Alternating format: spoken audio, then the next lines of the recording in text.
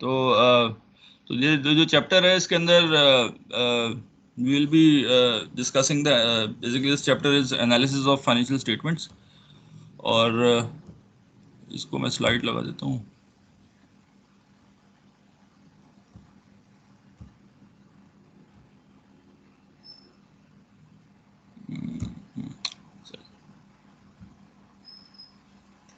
ये स्लाइड आपके पास है, विजिबल है ना? जी, स्लाइड आ रही है आपके पास? जी सर, विजिबल है। सर आ रही है। तो बस visible है, ये visible है। टुडे तो ये है कि एनालिसिस ऑफ फाइनेंशियल स्टेटमेंट में क्या है कि this is the extension of our previous topic. पहले हमने जो डिस्कस किया था वो किया था कि आपके जो बैलेंस शीट है, इनकम स्टेटमेंट है, उसको कैसे रीड करते हैं। और वो जो रीड करने का जो तरीका हमने डिस्कस किया था वो था एनालिटिकल पॉइंट ऑफ व्यू से। एक तो अकाउंटिंग प्रोस्पेक्टिव होता है और एक फाइनेंशियल प्रोस्पेक्टिव होता है। तो अकाउंटिंग प्रोस्पेक्टिव में हम जो है डिस्क्लोजर्स पे फोकस करते हैं, एंड फाइनेंशियल प्रोस्पेक्टिव में डिसीजन मेकिंग पे। तो हमने कॉन्सेप्चुअल ओवरव्यू किया था। पूरा जो हमारे तीनों स्टेटमेंट्स थी उसमें कॉन्सेप्चुअल ओवरव्यू, उसके वैल्यूएशन पॉइंट ऑफ व्यू से हमने डिस्कस किया था। तो आज जो है वही इंफॉर्मेशन को यूज़ करेंगे, वो डेटा जो हमने देखा था उसको किस तरह हम मीनिंगफुल इंफॉर्मेशन में ड्राइव कर सकते हैं, यानी डिसीजन मेकिंग में कैसे यूज़ कर सकते हैं। तो ये चैप्टर बेसिकली वो है। इसमें जो है बेसिकली रेशो एनालिसिस होगा। रेशोज क्या होते हैं? Ratios is a unitless measure. कोई भी चीज़ दो आपस में डिवाइड हो रही होती है तो उसको रेशो कहलाया जाता है। रेशो का क्यों यूनिट नहीं होता? क्योंकि उसमें दो यूनिट्स यानी दो डिफरेंट क्वांटिटी को देखा जाता है। रेशो क्यों यूज़ किए जाते हैं? रेशो का यूज़ करने का जो एक रीज़न ये है स्टैंडर्डाइजेशन। स्टैंडर्डाइजेशन का मतलब ये है कंपैरिजन। तो आप जो है बड़े और छोटे को कंपेयर कर सकते हैं रेशो से। फॉर एग्जांपल अगर आपका एक की अर्निंग जो है 1 मिलियन है और एक की 10 मिलियन है तो आप कंपेयर नहीं कर सकते। लेकिन अगर आप आरओई को कंपेयर कर सकते हैं, क्योंकि नेट इनकम अपॉन इक्विटी होता है। तो अगर सबको दोनों को इक्विटी से डिवाइड कर दें तो आरओई क्या है? Net income per unit of equity. तो ये आपको मालूम हो जाएगा कि क्योंकि जो बड़ी कंपनी होगी उसकी इक्विटी ज़्यादा होगी, जो छोटी कंपनी होगी उसकी इक्विटी कम होगी। तो देन यू कैन कंपेयर। तो इसी वजह से ये रेशो इस्तेमाल किया जाता है। ठीक है। अब कंपैरिजन जो है वो दो तरह का होता है। अच्छा, you can ask be in between अगर कोई प्रॉब्लम है, कोई इशूज है। तो कंपैरिजन जो है दो तरह का होता है। एक तो कंपैरिजन होता है विद इन आवर सेल्फ। तो आप अपने आप से कंपेयर करते हैं। तो वो किस तरह कंपेयर करते हैं? वो करते हैं हम पिछले अपने यानी पिछले डेट से, आप जैसे पिछले साल की परफॉर्मेंस वर्सेस इस साल की परफॉर्मेंस। तो अगर पिछले साल की परफॉर्मेंस से किस तरह हम कहेंगे कि हम पहले से बेहतर है नहीं है। डिसीजन मेकिंग के लिए आपको पहले पता होना चाहिए ना कि आपकी कंपनी कहाँ खड़ी है। उसके लिए यू नीड टू नो कि आपकी परफॉर्मेंस कैसी है। तो एक तो कंपैरिजन होती है आपकी इस साल की परफॉर्मेंस वर्सेस पिछले साल की परफॉर्मेंस से। एक कंपैरिजन होती है आपके परफॉर्मेंस विद सम बेंचमार्क। ये जो असल उसमें कंपैरिजन करते हैं जिसमें हम ये देखते हैं कि आपकी अगर परफॉर्मेंस आपकी बेहतर है तो किस तरह से बेहतर है। लेकिन एक सबसे बड़ा सवाल ये है कि अगर मैं ये कहूँ कि आपकी कंपनी अच्छी चल रही है तो मुझे कैसे पता चलेगा कि वो चीज़ अच्छी चल रही है? ठीक है ना, क्योंकि कोई बेंचमार्क नहीं है ना। हम ये कहेंगे कि ये एब्सोल्यूट फॉर्म में कोई चीज़ नहीं हो सकती। हर एक के लिए अच्छे का एक नज़रिया डिफरेंट हो सकता है। कुछ लोग कहते हैं कि अच्छी इस पॉइंट से, तो हम जब बेंचमार्क बना लेंगे तो सेम हो जाएगा। तो हम ये कहेंगे कि हमारी कंपनी जो है कंपेटिटर से ही अब जो मैंने बेंचमार्क सेट किया उससे बेहतर है। ठीक है। तो वो बेंचमार्क जो है वो इंडस्ट्रियल एवरेजेस भी हो सकते हैं, वो कोई कुछ भी हो सकता है। Anything that can be use to compare the performance, वो उसको हम बेंचमार्क कहते हैं। तो एक तरीका ये है कि आप बेंचमार्क से कंपेयर करें, और एक तरीका ये है कि आप अपने ही पिछले उससे कंपेयर करें। तो ये दो चीज़ों तो रेशोज इन दोनों के लिए यूज होते हैं। ठीक है ना। You have any questions?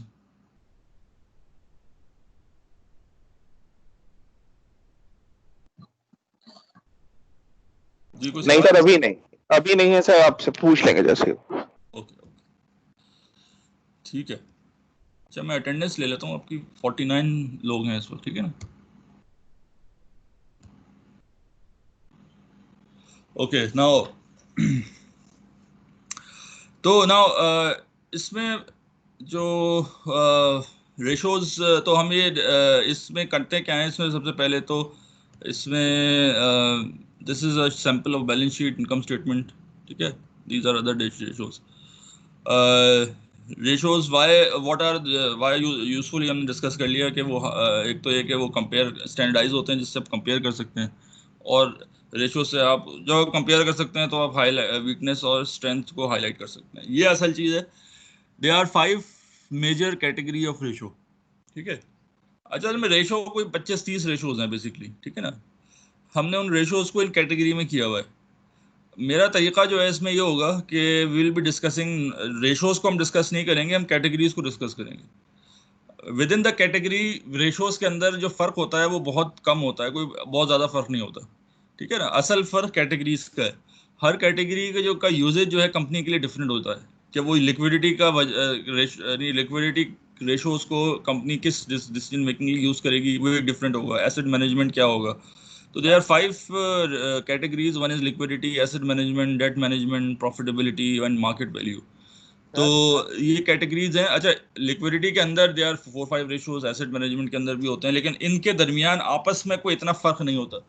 तो बजाय इसके आप सारे रेशियोज को याद करें, एक मेरा तरीका है जो कि मैंने काफ़ी बेहतर लगा कि वो आप कैटेगरीज को देख लें, हाउ दैट कैटेगरीज रिएक्ट, यानी कि इस कैटेगरी से जो है हमें क्या मालूम होता है, और फिर उसके रेशियोज में इंडिविजुअल डिफरेंसेस को देख लें, ठीक है ना। तो will be going through that. तो we'll start from a liquidity, asset management, debt management, profitability, then market value, इसी हिसाब से हम चलेंगे। तो पहली कैटेगरी जो है वो कहलाती है liquidity. Can we make required payments. Liquidity क्या होती है कि आपकी जो है ज़रूरत के वक्त जो है, क्या आपके पास इतने कैश या एसेट मौजूद है, या ऐसे एसेट मौजूद जो कन्वर्ट हो जाते हैं, जो कि आप जो आप जिसको आप जिससे आप जो है ना कैश प्रॉब्लम में नहीं आ जाए, आप पेमेंट कर सकते हैं रिक्वायर्ड पेमेंट अपनी। तो ये हमने पहले भी डिस्कस किया था कि cash is very important factor, इसीलिए हम जो है कैश फ्लो स्टेटमेंट बनाते हैं। Cash is the only relevant thing, ठीक है। आप मैं अगर आपकी कंपनी बहुत ही अच्छा परफॉर्म कर रही हो लेकिन आपके कैश नहीं है, तो आपको बिजनेस चलाने आपका बिजनेस नहीं चल सकता, तो you will be shutting down. So that became irrelevant कि आपकी कंपनी की परफॉर्मेंस कैसी है। What is relevant is company के पास कैश जनरेशन कैपेबिलिटी कितनी है, ठीक है, और उसके पास कैश कितना है। तो इस वजह से जो है लिक्विडिटी रेशो बड़े इंपॉर्टेंट होते हैं। बैंकों में तो बहुत इंपॉर्टेंट होते हैं, फाइनेंशियल सेक्टर में तो बहुत ज़्यादा इंपॉर्टेंट होते हैं इसमें।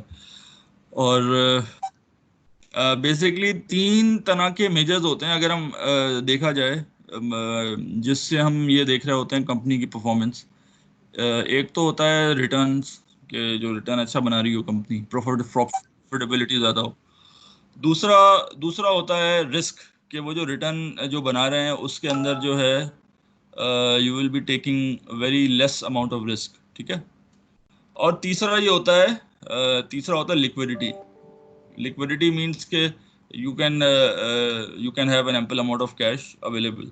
तो ये 3 चीज़ें होती हैं, खासतौर फाइनेंशियल सेक्टर के अंदर ये तीनों बड़ी इंपॉर्टेंट होती हैं लिक्विडिटी के लिए। और फाइनेंशियल सेक्टर के अंदर खासतौर पर लिक्विडिटी ज़्यादा इंपॉर्टेंट होती है। इवन यानी एक मैन्युफैक्चरिंग है, दूसरी दूसरी कंपनीज हैं जो जो लेस कैपिटल जिसमें ज़रूरत होती है, तो उसके लिए हो सकता है रिटर्न पहले आए, फिर रिस्क आए, फिर लिक्विडिटी आए। लेकिन जहाँ पे कैपिटल इंटेंसिव है तो वहाँ पे मे बी जो है रिस्क और लिक्विडिटी थोड़ा सा पहले आ जाएगा, रिटर्न बीच में कहीं आएगा। फाइनेंशियल सेक्टर के अंदर लिक्विडिटी जो है वो सबसे इंपॉर्टेंट होती है, रिस्क उसके बाद आता है और उसके बाद रिटर्न आता है, ठीक है ना। तो this is how it work. तो दैट्स वाई हम ये कहते हैं कि कोई बहुत वो नहीं है इसमें, बहुत बहुत बड़ी यानी बहुत इंपॉर्टेंट चीज़ है लिक्विडिटी। तो liquidity itself is a huge risk. अगर आपका लिक्विडिटी नहीं होती तो फाइनेंशियल मार्केट में जो है आप जब पैसा बोरो करने जाते हैं तो आपको उस रेट पे नहीं मिलता जो कि आपकी जो वर्थ है, ठीक है ना। Because everybody will be acting as opportunist, और वो जो है आपसे मैक्सिमम जो है लीवरेज लेंगे क्योंकि आपको पैसे की ज़रूरत है। Everything is exposed. Financial market या कोई भी मार्केट्स होती हैं उसके अंदर हर बंदा दूसरे को जानता है। तो अगर आप एक्सपोज हो चुके हैं तो आप ज़रूरत है, तो यहाँ पे कोई फरिश्ते तो बैठे नहीं हैं। तो everybody wants to have a full opportunistic, आपको चाहते हैं कि पूरा आपसे फ़ायदा उठाया जाए। तो इस वजह से समटाइम्स बड़ी बड़ी कंपनीज बैंक्स फंस जाते हैं, because of lack of liquidity, ठीक है ना।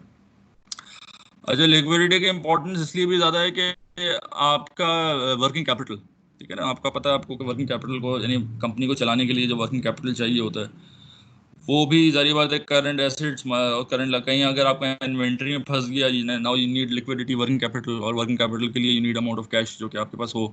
कोई भी आपके पास जैसे आपकी अनफोर्सीन, जैसे आपका कोविड आ गया जिसकी वजह से चीज़ें नहीं बिक रही, what will happen, your inventory will pile up.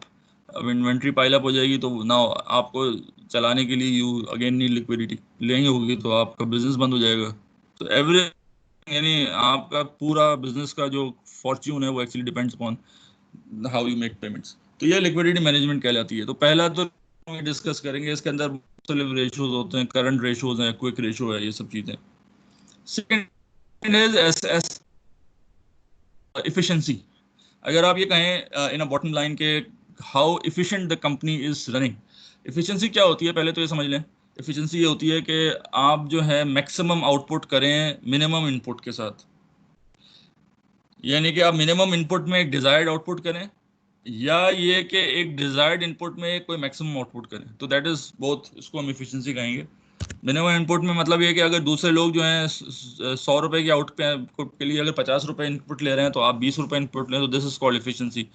तो आपकी बिजनेस कितना इफिशिएंट है, अगर आपको ये देखना है तो ये आपको जो रेशोज देखने पड़ेंगे वो होंगे एसेट मैनेजमेंट रेशोज। ठीक है, इसमें टर्नओवर्स आते हैं अक्सर, inventory turnover, current asset turnover.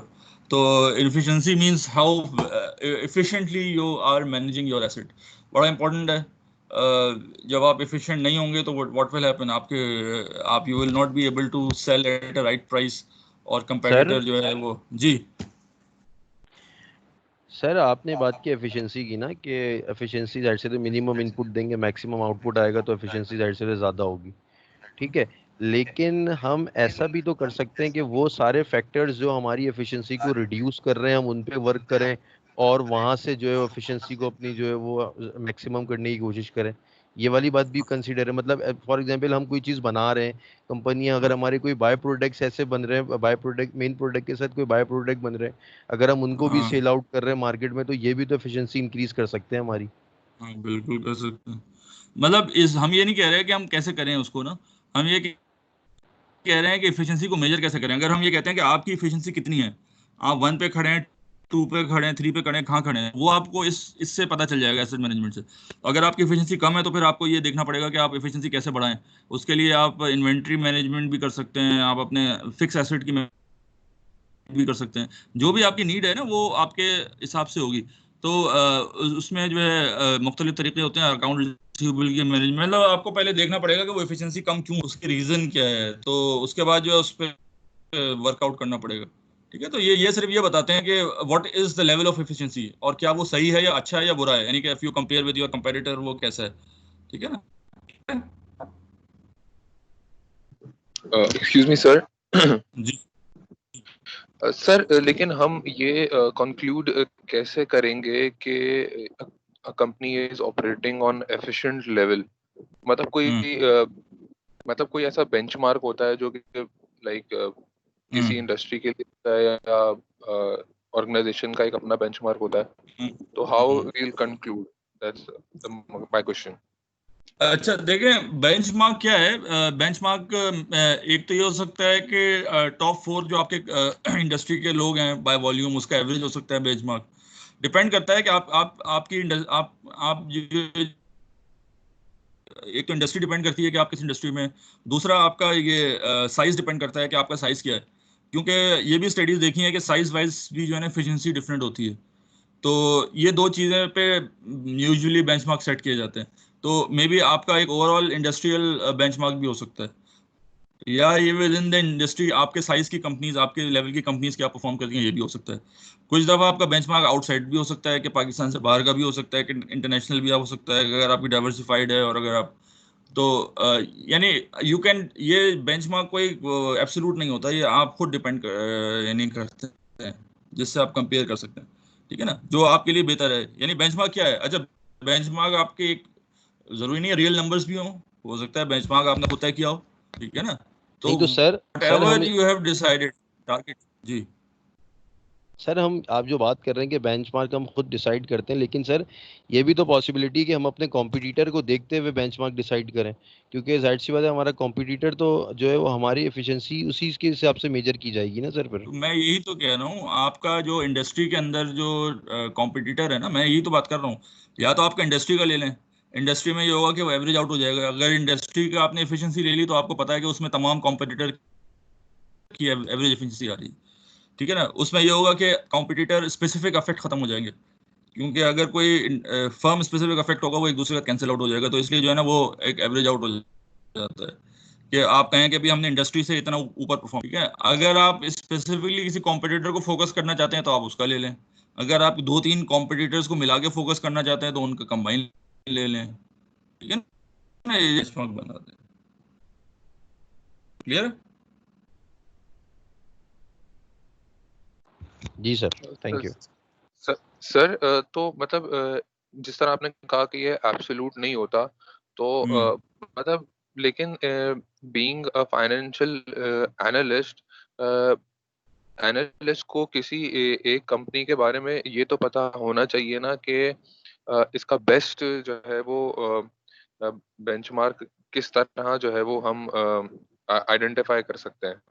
तो मतलब यू मीन के हर कंपनी के लिए वो डिफरेंट होता है और एनालिस्ट को ये भी पहले आइडेंटिफाई करना पड़ता है। हाँ, देखिए एक तो ये है कि बेंचमार्क जो है, बेस्ट जो है आप बिल्कुल आइडेंटिफाई करना चाहिए, लेकिन बेस्ट हर एक के लिए डिफरेंट होगा ना। कोई एक वन फिट ऑल सोल्यूशन तो नहीं है कि भाई आप ये कहें कि भाई ये industry average is the best benchmark. ठीक है ना, ये आपको एनालाइज करना करेगा। नहीं, बेंचमार्क क्या होता है? बेंचमार्क ये वो होता है कि वो रियलिस्टिक भी हो कि आप उसको अचीव भी कर सकें, ठीक है ना, और चैलेंजिंग भी हो कि उसके अंदर कोई चैलेंज मौजूद हो। तो ये कॉम्बिनेशन से आपका एक बेंचमार्क बनता है। तो ये डिपेंड करता है हर इंडस्ट्री का, हर कंपनी का फैक्टर्स पे डिपेंड करता है। अमूमन लोग जैसे इंडस्ट्रियल बेंचमार्क ले लेते हैं, ठीक है ना। तो कोई एक नहीं हो सकता, ये आप जो है यानी आप मिक्स भी कर सकते हैं, लेकिन बेंचमार्क होना बड़ा जरूरी है।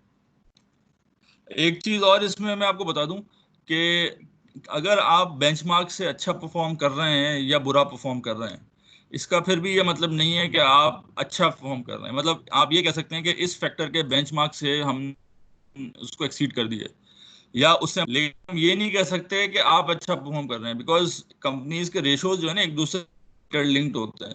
हम किसी एक रेशो के बेस पे कंपनी के बारे में डिसीजन नहीं ले सकते, ठीक है ना। फॉर एग्जाम्पल, अगर आपका एसेट मैनेजमेंट सही नहीं है तो उसकी वजह ढूंढने के लिए आपको कोई दूसरे रेशो देखने पड़ेंगे, और हमें जो है ना प्रॉब्लम कंपनी की निकालने के लिए कॉम्बिनेशन को देखना पड़ता है। सही है ना, समटाइम जो है आपका एक रेशो सही नहीं होता, लेकिन वो दूसरे की वजह से सही नहीं होता, जो दूसरा अच्छा होता है तो वही चीज़ आपके लिए अच्छी बन जाती है। तो इस वजह से जो है हम ये भी नहीं कह सकते किसी एक रेशो को देखते हुए कि हर एक जो बेंचमार्क से एक्सीड कर रहा है इसका मतलब कंपनी बेहतर है। मतलब हम ये नहीं कर सकते कि आपके अगर 50 रेशोज हैं तो 50 में से अगर 40 अगर आपके एक्सीड कर रहे हैं तो आप कंपनी बेहतर है, ये नहीं कह सकते हम। ओवरऑल के लिए वो सारे रेशोज का मिली जुली यानी मिला के एक picture, overall bird eye view चाहिए होता है आपको ना। ठीक है। Okay sir, thank you. ठीक है सर, आगे बढ़े। तो इफिशिएंसी के लिए यू नीड एसेट मैनेजमेंट। अच्छा, दूसरा जो है डेट मैनेजमेंट है, ये the right mix of debt and equity. तो डेट मैनेजमेंट क्या है कि आपकी डेट कितनी है। तो अब सवाल ये है कि डेट जो है वो ज़्यादा होना अच्छी बात है, कम होना अच्छी बात है। तो ये देखना। अच्छा डेट, अच्छा और डेट अगर आपके पास है तो उसका नुकसान क्या है, उसका फ़ायदा क्या है। ठीक है। तो डेट से क्या नुकसान हो रहा होता है, उसका फ़ायदा क्या हो रहा है, ये सारी चीज़ें जो है इस पे जब तक ये क्लियर नहीं होगी आपको ये नहीं मालूम होगा कि डेट मैनेजमेंट रेशो का कंपनी पे क्या इफेक्ट पड़ता है परफॉर्मेंस पे ना। तो पहला तो सवाल ये आता है कि डेट होना कंपनी के अंदर कंपनी के लिए अच्छा है या बुरा है। जी, एनीबडी? सर ज्यादा होना अच्छी बात नहीं है, रिलेटिव है ये सर। इन्फ्लुएंस कर देता है जी डिसीजन को। नहीं, डेट ये ज्यादा सर होना जो है वो, जी जवाब पे आप डेट बोले। होना, ज़्यादा होना अच्छी बात नहीं। जी, और सर डेट नहीं सर, होना इट्स क्वाइट अच्छी बात है। रिलेटिव। अच्छी बात है क्योंकि आप सारा का सारा पैसा तो खुद नहीं लगा देंगे ना, आप मतलब हाँ। लाइक लोन लेके भी लगाते हैं, मतलब इट्स नॉट योर मनी। और हाँ। फिर आपके पास अगर इतना कैपिटल नहीं होता तो आप बोरो करके भी मतलब एटलीस्ट अपना बिजनेस स्टार्ट कर सकते हैं। तो हम्म। ये भी डेट फिर हाँ, लेके आता तो है ये तो बिजनेस। अच्छी बात हो गई। तो एक दो पर्सपेक्टिव आ गए। सर और कोई लेकिन anybody else? इसमें इक्विटी वर्सेस डेट को अगर कंपेयर किया जाए तो डेट आपके कम होने चाहिए ताकि आप डिसीजन मेकिंग में पावरफुल रहें, स्ट्रांग रहें, क्योंकि फिर एक तीसरा रिस्क ये तीसरा मैनेजमेंट पॉइंट ये आपकी भी जो ना है। खराब हो जाएगी। हाँ, डेट अगर क्योंकि आप लेंगे इक्विटी तो अगर आपको वो बोलेंगे लो रिस्क लो, जितना हाँ मिनिमम रिस्क हो उतना लो, और आपकी इक्विटी होगी तो आप हाई रिस्क ले सकेंगे, और इसका simple formula as higher the risk as greater the profit. तो तो डेट इसमें विद कंपेयर इसमें टू कम होना चाहिए। हाँ, यस यू आर राइट। तो इसमें यही बात है कि इसमें कोई एब्सोल्यूट चीज नहीं है। डेट लेना अच्छी बात है या नहीं है, इसमें दोनों पॉइंट्स हो सकते हैं। पहली बात तो ये है कि अब मैं इसके पॉइंट्स से बता देता हूँ। अच्छी बात कैसे हो सकती, वो इसलिए हो सकती है कि डेट की ठीक है ना, अगर आप 100 रुपए इक्विटी के रेस कर रहे हैं तो उसमें अगर लेट सपोज आपको जो भी प्रॉफिट आता है वो कम से कम 20% तो होता होगा, वो आपको इन्वेस्टर से शेयर करना पड़ता है। तो कॉस्ट ऑफ इक्विटी जो है ऑलमोस्ट 20% हो जाती है। जबकि डेट अगर आप लेते हैं उसमें इंटरेस्ट रेट आपको पड़ता है हार्डली 10%, 15%, मतलब इक्विटी से कम होता है कम एज कम्पेयर टू इक्विटी। तो एक तो है कि कॉस्ट ऑफ डेट जो है वो कम होती है इक्विटी से। तो अगर कोई सरमाया कम कॉस्ट पे मिल रहा है वो ज़्यादा बेहतर है एज कम्पेयर टू कोई ज़्यादा मिल रहा है, बहुत ब्लैंकेट सी चीज़ है। तो इसका मतलब ये है कि डेट जितनी ज़्यादा होगी आपके लिए उतना अच्छा है। अच्छा, अब अगर डेट ज़्यादा होगी तो मतलब क्या है कि डेट टू इक्विटी रेशो आपका बढ़ना शुरू हो जाए, डेट बढ़नी शुरू हो जाए। तो दूसरा एक आ जाता है कि डेट जैसे जो है व्हाट विल हैपन, आपकी रिस्कीनेस जो है वो बढ़ जाती है कि आप जो है आपकी कंपनी रिस्की हो जाती है। ठीक है ना। एक चीज और होती है डेट से, जितनी ज्यादा डेट होती है, अच्छा रिस्कीनेस कैसे होती है, एक तो हम ये कहते हैं कि यू बिकेम यानी इंसॉल्वेंसी वाला रिस्क, कि आप जो हैं आपके लिए जो है आप रिस्की हो जाते हैं कि आप इतनी ज्यादा डेट पे कर सकते हैं नहीं कर सकते। जो दूसरी चीज जो हम मेजर करते हैं रिस्कीनेस की, वो ये होती है कि आपकी जो वेरिएशन होती है इनकम की वो बढ़ जाती है बिकॉज ऑफ डेट। ठीक है ना, इसको हम रिस्कीनेस कहते हैं। कैसे बढ़ जाती है? वो इस तरह बढ़ जाती है कि डेट का जो इंटरेस्ट होता है जो वो अमूमन फिक्स होता है। ठीक है ना। अगर फॉर एग्जांपल 8%, अगर 10% पर आपने डेट ली है, 1 लाख रुपए का आपका कैपिटल था, तो आपको जो है 1,000 रुपए की आपको हर साल जो है या हर महीने जो भी है आपको इंटरेस्ट पे करना है। अब सवाल ये है कि दैट इज फिक्स, तो जितनी चीजें आपकी फिक्स होती रहेंगी ना, आपकी इनकम तो वेरिएबल है, तो अगर वो उसमें जितने एक्सपेंसेस फिक्स होते रहेंगे तो आपकी वेरिएशन ऑफ नेट इनकम बढ़ती रहेगी। ठीक है ना।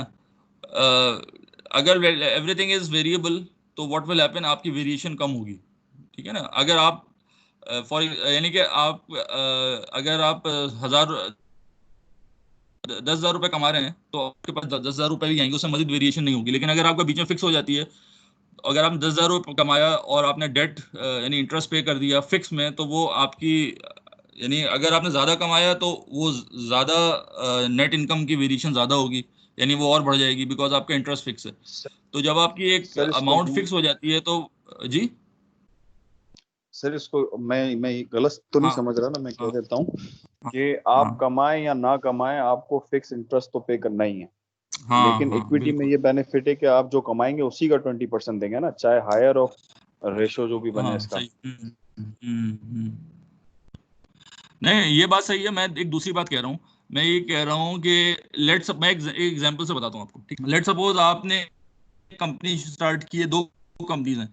अब मैं बोर्ड नहीं है, विजुलाइज कर लें। अब एक कंपनी है जो कि नो डेट है और एक बी कंपनी है जिसके अंदर डेट है। ठीक है। दोनों कंपनी का ईबीआईटी जो है वो है 20,000। ठीक है। एक ठीक है। दोनों कंपनी लेट सपोज दोनों कंपनी का जो बेसिकली यानी सॉरी दोनों कंपनी 1 लाख से शुरू हुआ लेट सपोज, या 2 लाख से स्टार्ट हुई। दोनों कंपनी जो है वो 2-2 लाख से स्टार्ट हुई। एक कंपनी ने जो है ना 100% इक्विटी से किया, तो दैट मीन्स कि देयर इज नो डेट, तो आपकी जो है नेट इनकम जो है उसकी and supposedly there is no taxes, तो नेट इनकम वुड बी 20,000। दूसरे ने क्या किया, जो डेट वाली कंपनी है उसने लेट सपोज 50% डेट ली थी, 50% इक्विटी। तो 1 लाख रुपए की अगर डेट ली और 10% डेट है तो उसका जो इंटरेस्ट पेमेंट हो गई 10,000, तो उसकी नेट इनकम हो। ठीक है।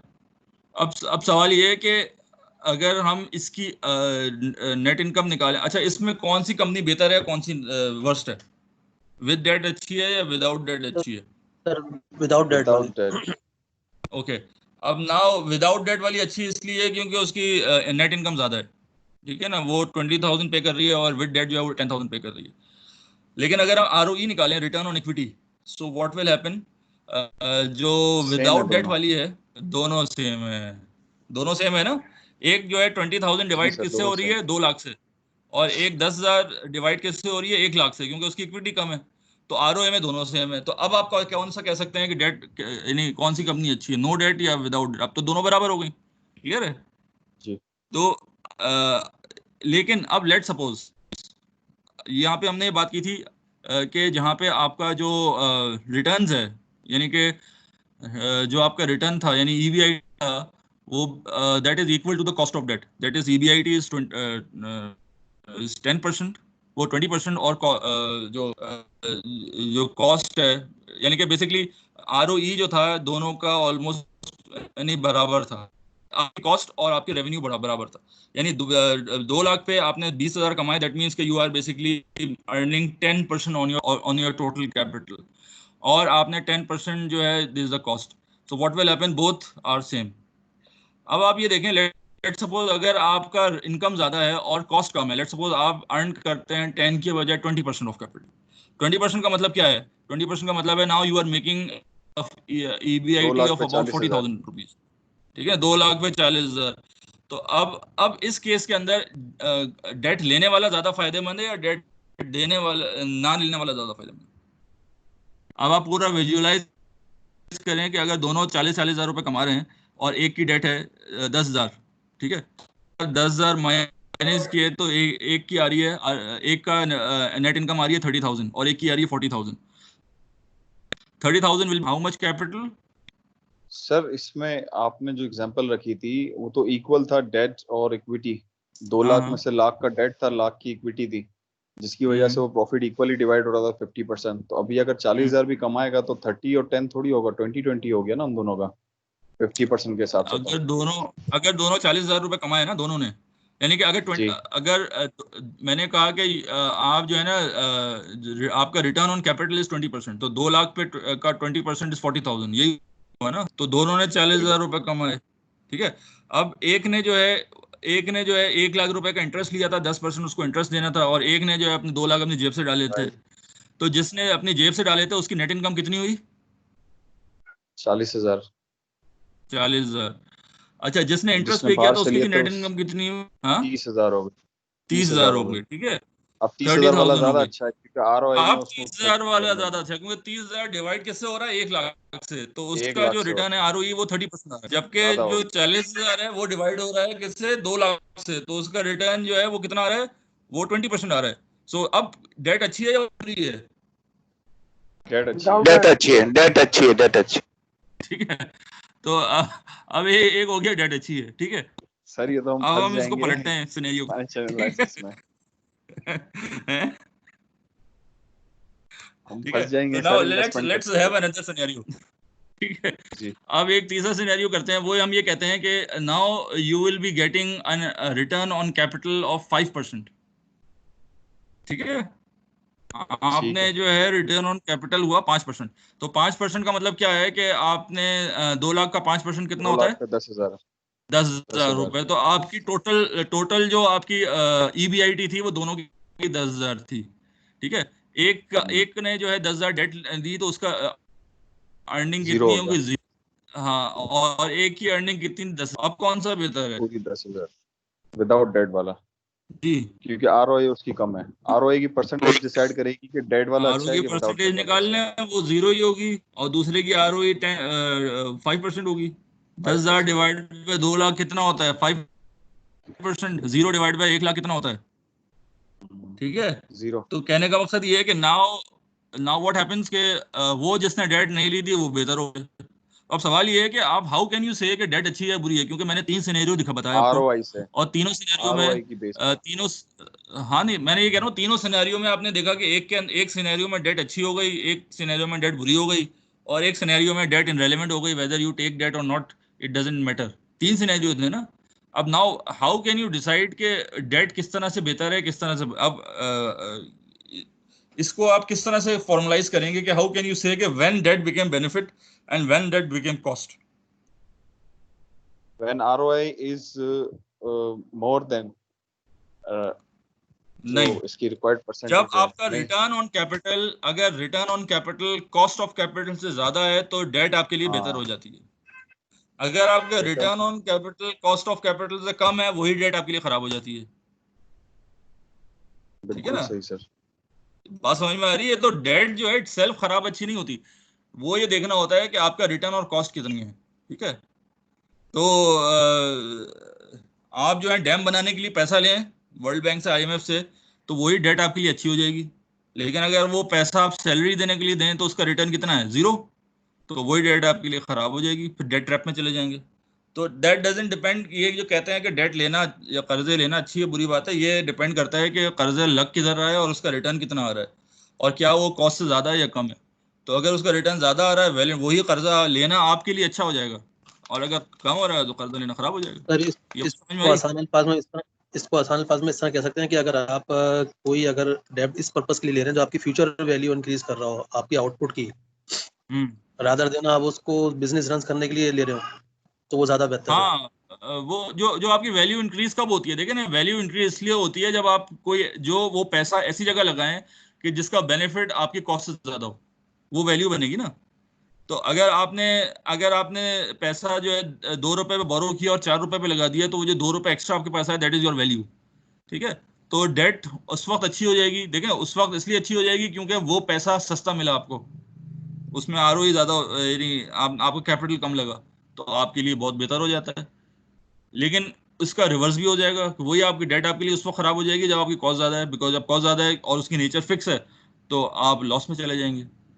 ठीक है, तो डेट जो है सेल्फ अच्छी बुरी कुछ नहीं होती। एक्चुअली व्हाट हैपेंस के डेट लग कहाँ रही है, उसका रिटर्न कहाँ आ रहा है, और हाउ इट इज, उसकी कॉस्ट से इसका कितना वो है, फर्क है।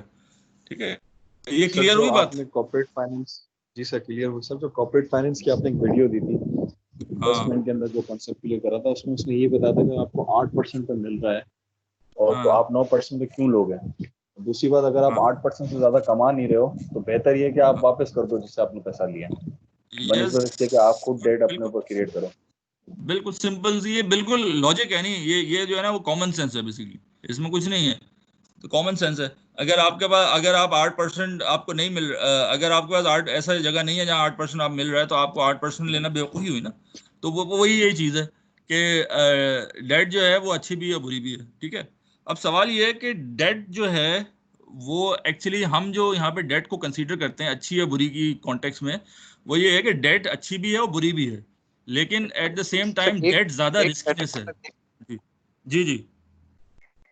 सर क्या ये भी कह सकते हैं कि जो चूंकि it all depends on the capital structure, तो हाँ weighted average cost of capital जो है जब तक डेट उसके मतलब जो चीज उसके अंदर इजाफे का बायस बने, हाँ हाँ हाँ जब तक ना बने इजाफे का बायस उस एवरेज हाँ, को बैलेंस करे, तब तक वो सही है, इधर वो कैपिटल सबसे, इधर ये एक्टिव यू कैन से, और नहीं ना, यू कैन से, क्योंकि देखें कैपिटल स्ट्रक्चर के अंदर डेट और इक्विटी होता है, और डेट, तो इफ यू से कि अगर हम एक किसी पॉइंट पे स्टैटिक ले लें डेट को, तो 100% debt will be the best optimal capital structure. आप पॉइंट समझ रहे हैं करेक्ट। कि कभी भी जो है डेट इक्विटी ज्यादा नहीं हो सकती, डेट हमेशा की कॉस्ट कम होती है इक्विटीज।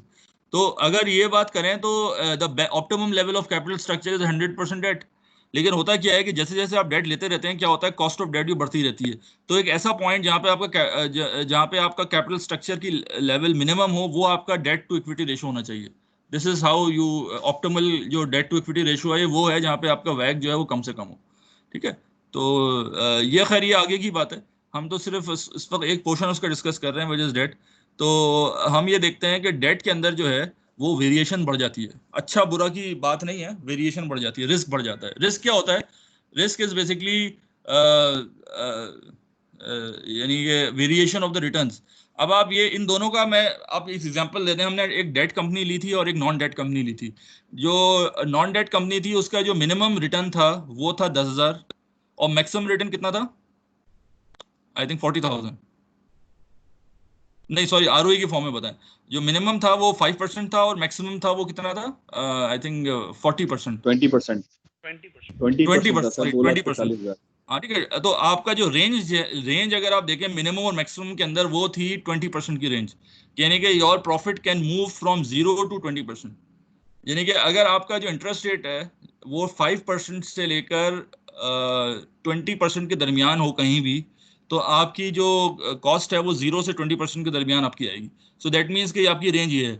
अब आप डेट वाले की रेंज देख लें, डेट वाले की रेंज कितनी थी, 0 से लेके 30 तक थी, तो इसकी जो रेंज है वो 30 है।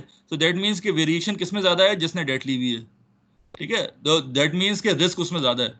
तो ये जो रिस्कीनेस है ये एक्चुअली ये आपकी बिजनेस को अफेक्ट करती है कि the higher the level of the debt the more risky your return will get, the more fluctuation you have in your returns. So what will happen, you, अच्छा फ्लक्चुएशन का मतलब बुरा नहीं है, ये अच्छा भी हो सकता है लेकिन बुरा भी हो सकता है, लेकिन हो गएगा कि जो भी कुछ होगा एक्सट्रीम लेवल पर होगा। जब एक्सट्रीम लेवल पे होगा तो यू विल हैव मोर रिस्कीनेस, तो रिस्क अवर्स इन्वेस्टर के लिए फिर प्रॉब्लम हो जाती है। दिस इज व्हाई वी से कि डेट इंक्रीज रिस्कीनेस। तो अगर आप रिस्क टेकर हैं तो आपके लिए डेट लेना अच्छी बात है, और अगर आप रिस्क अवर्स है, रिस्कीनेस को अवॉइड करते हैं, तो आपके लिए डेट लेना अच्छी बात नहीं है। ये बात क्लियर हुई? यस। ठीक है ना। तो ये इस पॉइंट से हम ये देखते हैं कि डेट, हम इसमें देखेंगे डेट मैनेजमेंट रेशियोज क्या है, और उसको हम लीवरेज कहते हैं। लीवर्स का मतलब पता है, लीवरेज सर इट जी। मीन्स आपके कहने का मतलब ये है कि आपका बिजनेस डिसाइड करेगा, बिजनेस की फ्लो, मनी ऑफ फ्लो डिसाइड करेगी कि डेट आपके लिए बेहतर है या नहीं हाँ है। बिल्कुल, एग्जैक्टली। तो कोई कोई वन वे सोल्यूशन नहीं है, ये आपका बिजनेस डिसाइड करेगा, वो पैसा कहाँ लग रहा है वो डिसाइड करेगा, उस पैसे से रिटर्न कब आ रहा है वो डिसाइड करेगा। ये सारी चीज़ें डिसाइड करेंगी कि वो डेट एक्चुअली आपके लिए बेहतर है या नहीं है। ठीक है ना। इसी को जो है डेट का एक और वर्ड हम कहते हैं लीवरेज। लीवर आपको पता है ना क्या होता है?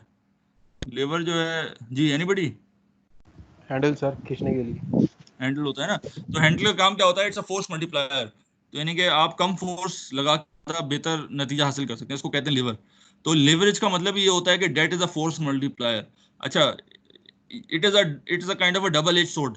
एक सोर्ड होती है जिसके अंदर एक साइड की एज होती है आउटसाइडर, और एक सोर्ड होती है जिसमें इनसाइड की एज भी हो सकती है। तो अगर आपके हाथ में डबल एज सोर्ड है तो व्हाट विल हैपन, वो दूसरे को भी मार सकती है और आपको अपने आप को भी मार सकते हैं। तो debt is a kind of a double edge sword, it's a leverage, it's a force multiplier. अगर फोर्स पॉजिटिव हुई तो वही चीज रिजल्ट आपको मल्टीप्लाई करके देगी, अगर फोर्स नेगेटिव हुई तो वही रिजल्ट, वही नेगेटिव रिजल्ट मल्टीप्लाई हो जाएगा। तो अगर आपका आरओ, जो आपका रिटर्न ऑन कैपिटल है, वो कॉस्ट से ज्यादा हुआ तो फोर्स पॉजिटिव है, तो वही चीज डेट उसको मल्टीप्लाई कर देगी। इसी तरह से अगर रिटर्न ऑन कैपिटल कॉस्ट से कम हुआ तो एक नेगेटिव आ गया, वही डेट उसको मल्टीप्लाई, तो it's a kind of a force multiplier. ठीक है। तो जब आपका फोर्स मल्टीप्लायर हो जाएगा, everything will be multiplied, both benefit and cost, तो वो आपका रिस्कीनेस को बढ़ा देती है। तो now your asset became more risky. Clear हुई बात?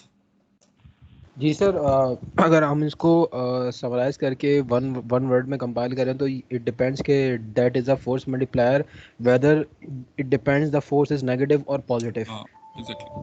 फोर्स कभी भी आपको पता नहीं चलेगा कि वो पॉजिटिव, फोर्स तो फोर्स होती है। अगर अगर आप इम्पैक्ट दुश्मन सर, के मैं उसका खिलाफ इम्पैक्ट इस्तेमाल कह रहा करें था, पॉजिटिव हो जाएगी, है ना।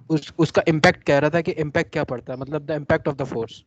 हाँ, इम्पैक्ट जो है, जो भी आपकी फोर्स एक है लफ्ज वो में मल्टीप्लाई हो जाएगा, इम्पैक्ट है वो पॉजिटिव है नेगेटिव जी। ठीक है, ठीक अदील, है। एक लफ्ज में इसको बोलेंगे दो धारी तलवार। दो धारी तलवार, हाँ। तो तारीफ तो ये आप याद रखें कि ये जो डेट है ये दो धारी तलवार है।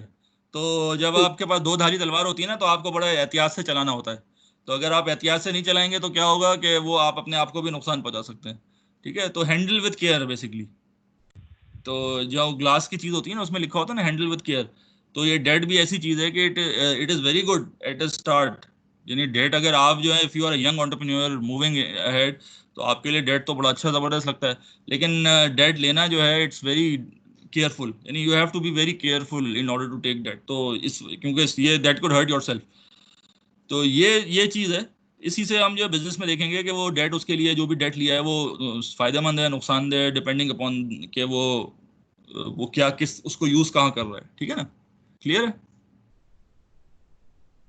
ठीक है, आगे चलें।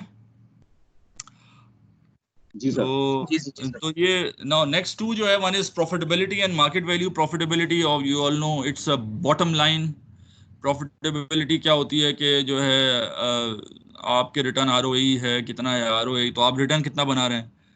तो इसको हम बॉटम लाइन भी कहते हैं, इसको ब्लैक बॉक्स भी कहते हैं, क्योंकि एवरीथिंग जो चाहे वो डेट मैनेजमेंट का इफेक्ट हो, चाहे एसेट मैनेजमेंट का इफेक्ट हो, चाहे लिक्विडिटी का इफेक्ट हो, वो इफेक्ट आके जाता है वो प्रॉफिटेबिलिटी में। तो प्रॉफिट अगर आपका बेहतर हो रहा है वो है तो बड़ी अच्छी खबर, लेकिन किस वजह से हो रहा है ये आपको नहीं मालूम होता, बिकॉज इसके अंदर वो तमाम मुहर्रिकात आ जाते हैं जिसकी वजह से प्रॉफिट बेहतर हो सकता है। ठीक है, तो आगे हम डिस्कस करेंगे ड्यू पॉइंट इक्वेशन, जिसके अंदर हम इसको इसको इसको डी क्लासिफाई करेंगे, डी क्लटर करेंगे, और इसमें देखेंगे कि what are the different heads जिसकी वजह से प्रॉफिटेबिलिटी बेहतर हो सकती है। क्लियर है? दूसरा आपका लास्ट रेशोज है वो मार्केट वैल्यू रेशो है। मार्केट वैल्यू मींस के प्रॉफिटेबिलिटी भी कहाँ एंड हो रही है, वो मार्केट वैल्यू में एंड हो रही है। तो उसमें प्राइस अर्निंग रेशो है, market to book value ratio है। ये शो कर रहा है कि कंसिस्टेंटली आप प्रॉफिट बना रहे हैं या नहीं बना रहे हैं। ये वही वाली बहस जो हमने बात की थी, profitability versus owners equity maximization. ठीक है ना? क्लियर है बात? Any questions? आगे चलें।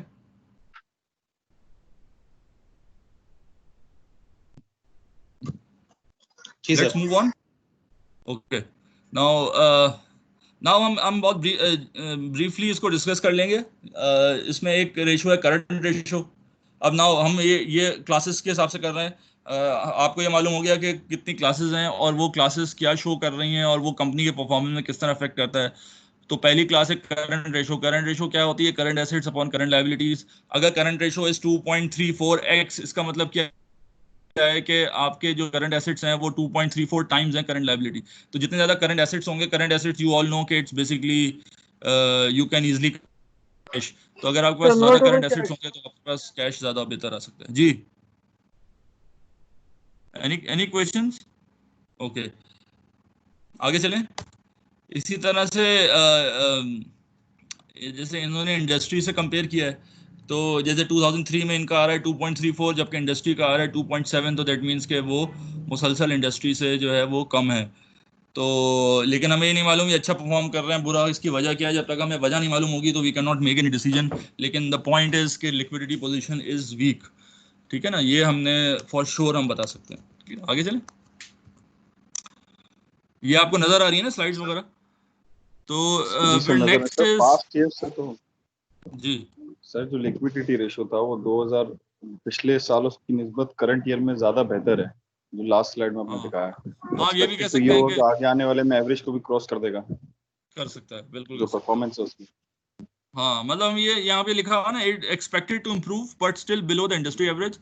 व्हाई वी कैन फ्लक्चुएशन थोड़ी से सी इट्स ज्यादा है। एक्सपेक्टेड टू इम्प्रूव बिकॉज ये इम्प्रूव कर रहा है, लेकिन लिक्विडिटी पोजीशन इज वीक, क्योंकि जो इंडस्ट्री है वो 2.7 पर है, आप 2.3 पर है।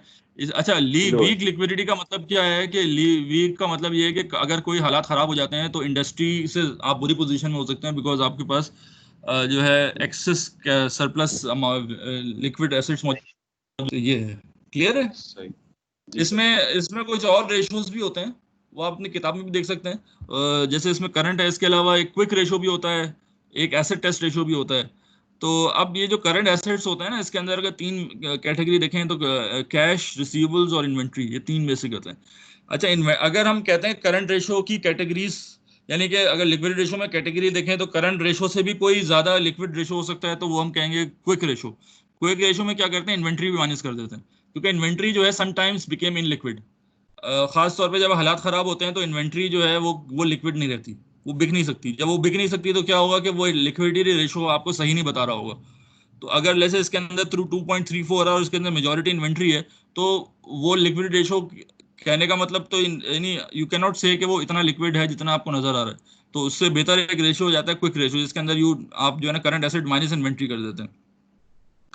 अगर आप उससे भी ऊपर जाना चाहें तो कैश रेशियो होता है, जिसके अंदर cash divide by current liability. तो वो सिर्फ वो ही बता रहा है कैश कितना टाइम्स है या आपके टोटल करंट लायबिलिटी से। So you can have this spectrum of ratios starting from your the current ratios and then moving towards your cash ratios. तो बहुत सारे इसमें रेशियोज आ सकते हैं। क्लियर है? आगे चलें। जी सर।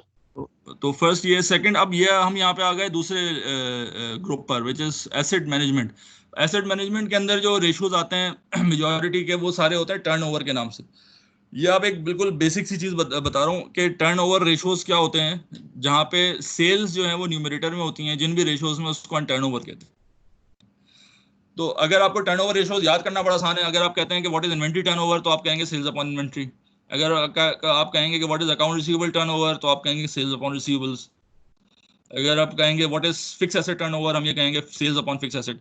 अगर आप कहें टोटल एसेट टर्नओवर, तो क्या होगा, सेल्स अपॉन टोटल एसेट। तो कोई भी चीज जिसके न्यूमरेटर में सेल आ जाती है वो टर्नओवर बन जाता है। ठीक है, ये एक मोटी सी चीज है। ठीक है, अब जैसे ये केस था, इसके अंदर जो है ना सेल्स अपॉन इन्वेंट्री है, this is basically inventory turnover. ये आ रहा है 4.1x। ये क्या शो कर रहा है, ये शो कर रहा है कि आपकी जो इन्वेंट्री है ये 4 सेल्स जो है वो 4 टाइम्स है आपकी इन्वेंट्री की। ठीक है ना, जबकि इंडस्ट्री की जो टर्नओवर है वो 6 टाइम्स है। सो दैट मीन्स कि आपकी इन्वेंट्री स्टक अप हो रही है, यानी कि अच्छा देखिए सेल्स क्या है। अच्छा ये दो रेशोज है ना, अक्सर आप ये देखें कि एक जगह इनकम स्टेटमेंट होता है और एक जगह बैलेंस शीट रेशोज होते हैं। यहाँ सेल्स, यहाँ पे इनकम स्टेटमेंट है, इन्वेंट्री आपका बैलेंस शीट है। तो सेल्स जो है वो एक परफॉर्मेंस बता रहा है, इन्वेंट्री एक वन पॉइंट इन टाइम है। तो आपने कहा कि एक वक्त पे आपकी इन्वेंट्री 1700 की इन्वेंट्री पड़ी हुई है, आपने पूरे साल जो है 7000 की सेल्स की है। तो हम ये कहते हैं मोर और लेस हमारे इन्वेंट्री पोजीशन अगर 1700 फिक्स है ओवरऑल ओवर द ईयर, तो हम ये कह सकते हैं कि हर साइकिल ऑफ सेल्स में you are basically having a large amount of ending inventory. So that means कि your sale is 4 times your inventory, जो कि इंडस्ट्री से कम है। इसमें प्रॉब्लम क्या हो सकती है, इसमें प्रॉब्लम ये हो सकती है, ये जो कैश साइकिल होता है जिसमें आपकी सेल्स जो है वो इन्वेंट्री में कन्वर्ट होती है, इन्वेंट्री पर सेल्स में कन्वर्ट होती है, इसके बीच इस साइकिल को चलाने के लिए you need your working capital. तो आपके पास अगर वर्किंग कैपिटल जितना ज्यादा आपका कैश साइकिल, जी जितनी बड़ी कैश साइकिल होगी उतना ज्यादा वर्किंग कैपिटल। क्लोजिंग के वक्त, इसमें अगर क्लोजिंग के वक्त एक सेल कर दी जाए, जबरदस्ती की सेल जिसको कहते हैं, कि इन्वेंट्री कम हो जाए और सेल ज्यादा हो जाए, वो तो मिस रिप्रेजेंटेशन हो जाएगी ना, क्योंकि वो रिसीवर्स तो है नहीं, बाद में सेल्स रिटर्न हो जाएगा। बिल्कुल सही, देखिए बात सही है। एक चीज तो हम ये कर सकते हैं कि इसमें एंडिंग इन्वेंट्री की एवरेज ले लें, यानी कि बिगिनिंग प्लस एंडिंग, यानी बिगिनिंग यानी पिछले साल की क्लोजिंग और इस साल की क्लोजिंग।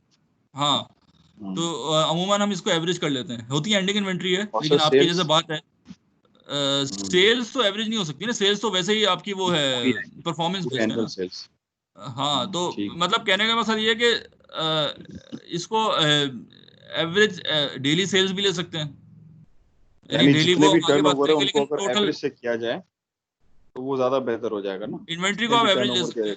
हाँ, रिसीवेबल्स का भी ऐसा ही कर लें, टर्नओवर के जितने भी वो उन सबको एवरेज पे लिया जाए तो ज्यादा बेहतर है। बिल्कुल, ये अक्सर हम एवरेज से करते हैं, एवरेज इन्वेंट्री करते हैं। अच्छा, एक दूसरी पॉइंट, ये तो मैंने इसका जवाब दिया है। दूसरा जो इसका जवाब ये है कि ये जो रेशोज हैं ये आप किसी को दिखाने के लिए नहीं बना रहे, ये अपने डिसीजन मेकिंग के लिए बना रहे हैं। रिमेंबर कि हम जो है ना ये सारे, तो आप अपने आप को तो बेवकूफ़ नहीं बना सकते ना। तो you should have the clear picture, क्योंकि आप क्या होगा कि आप गलत मिस रिपोर्ट करेंगे तो आपके डिसीजन गलत होंगे, क्योंकि ये आपको बाहर तो किसी को दिखाना नहीं है।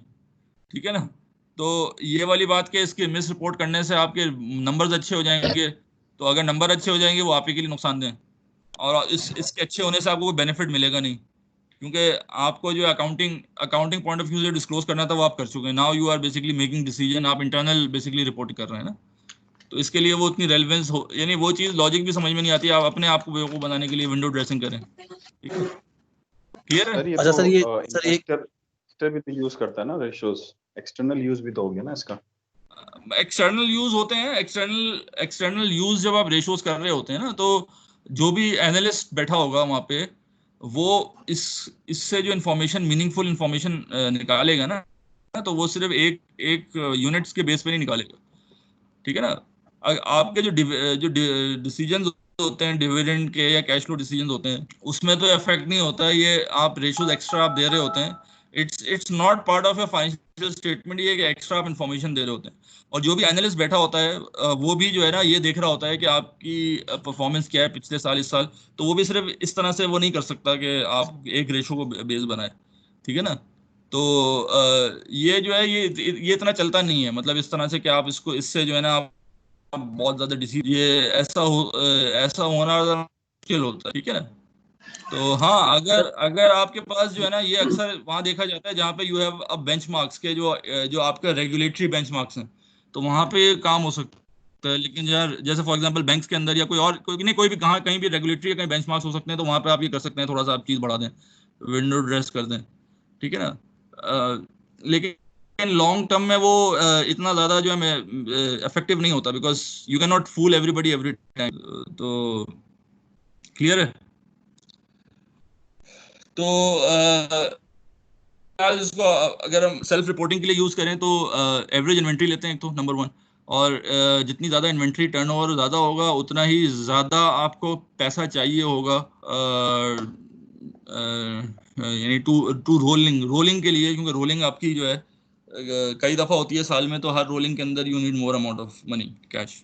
क्लियर है? इन्वेंट्री टर्नओवर जी सर, ये रोलिंग वाली बात समझ नहीं है। देखिए रोलिंग क्या होती है कि देखिए आपका एक प्रोडक्शन साइकिल है ना, कि आपने जो है ना इन्वेंट्री बनाई, इन्वेंट्री से वो रिसीवेबल में कन्वर्ट हो गई, सेल हुई, सेल से रिसीवेबल हो गई, रिसीवेबल से कैश पे हो गई, कैश से आपने दोबारा इन्वेंट्री बनाई, तो एक प्रोसेस है ना।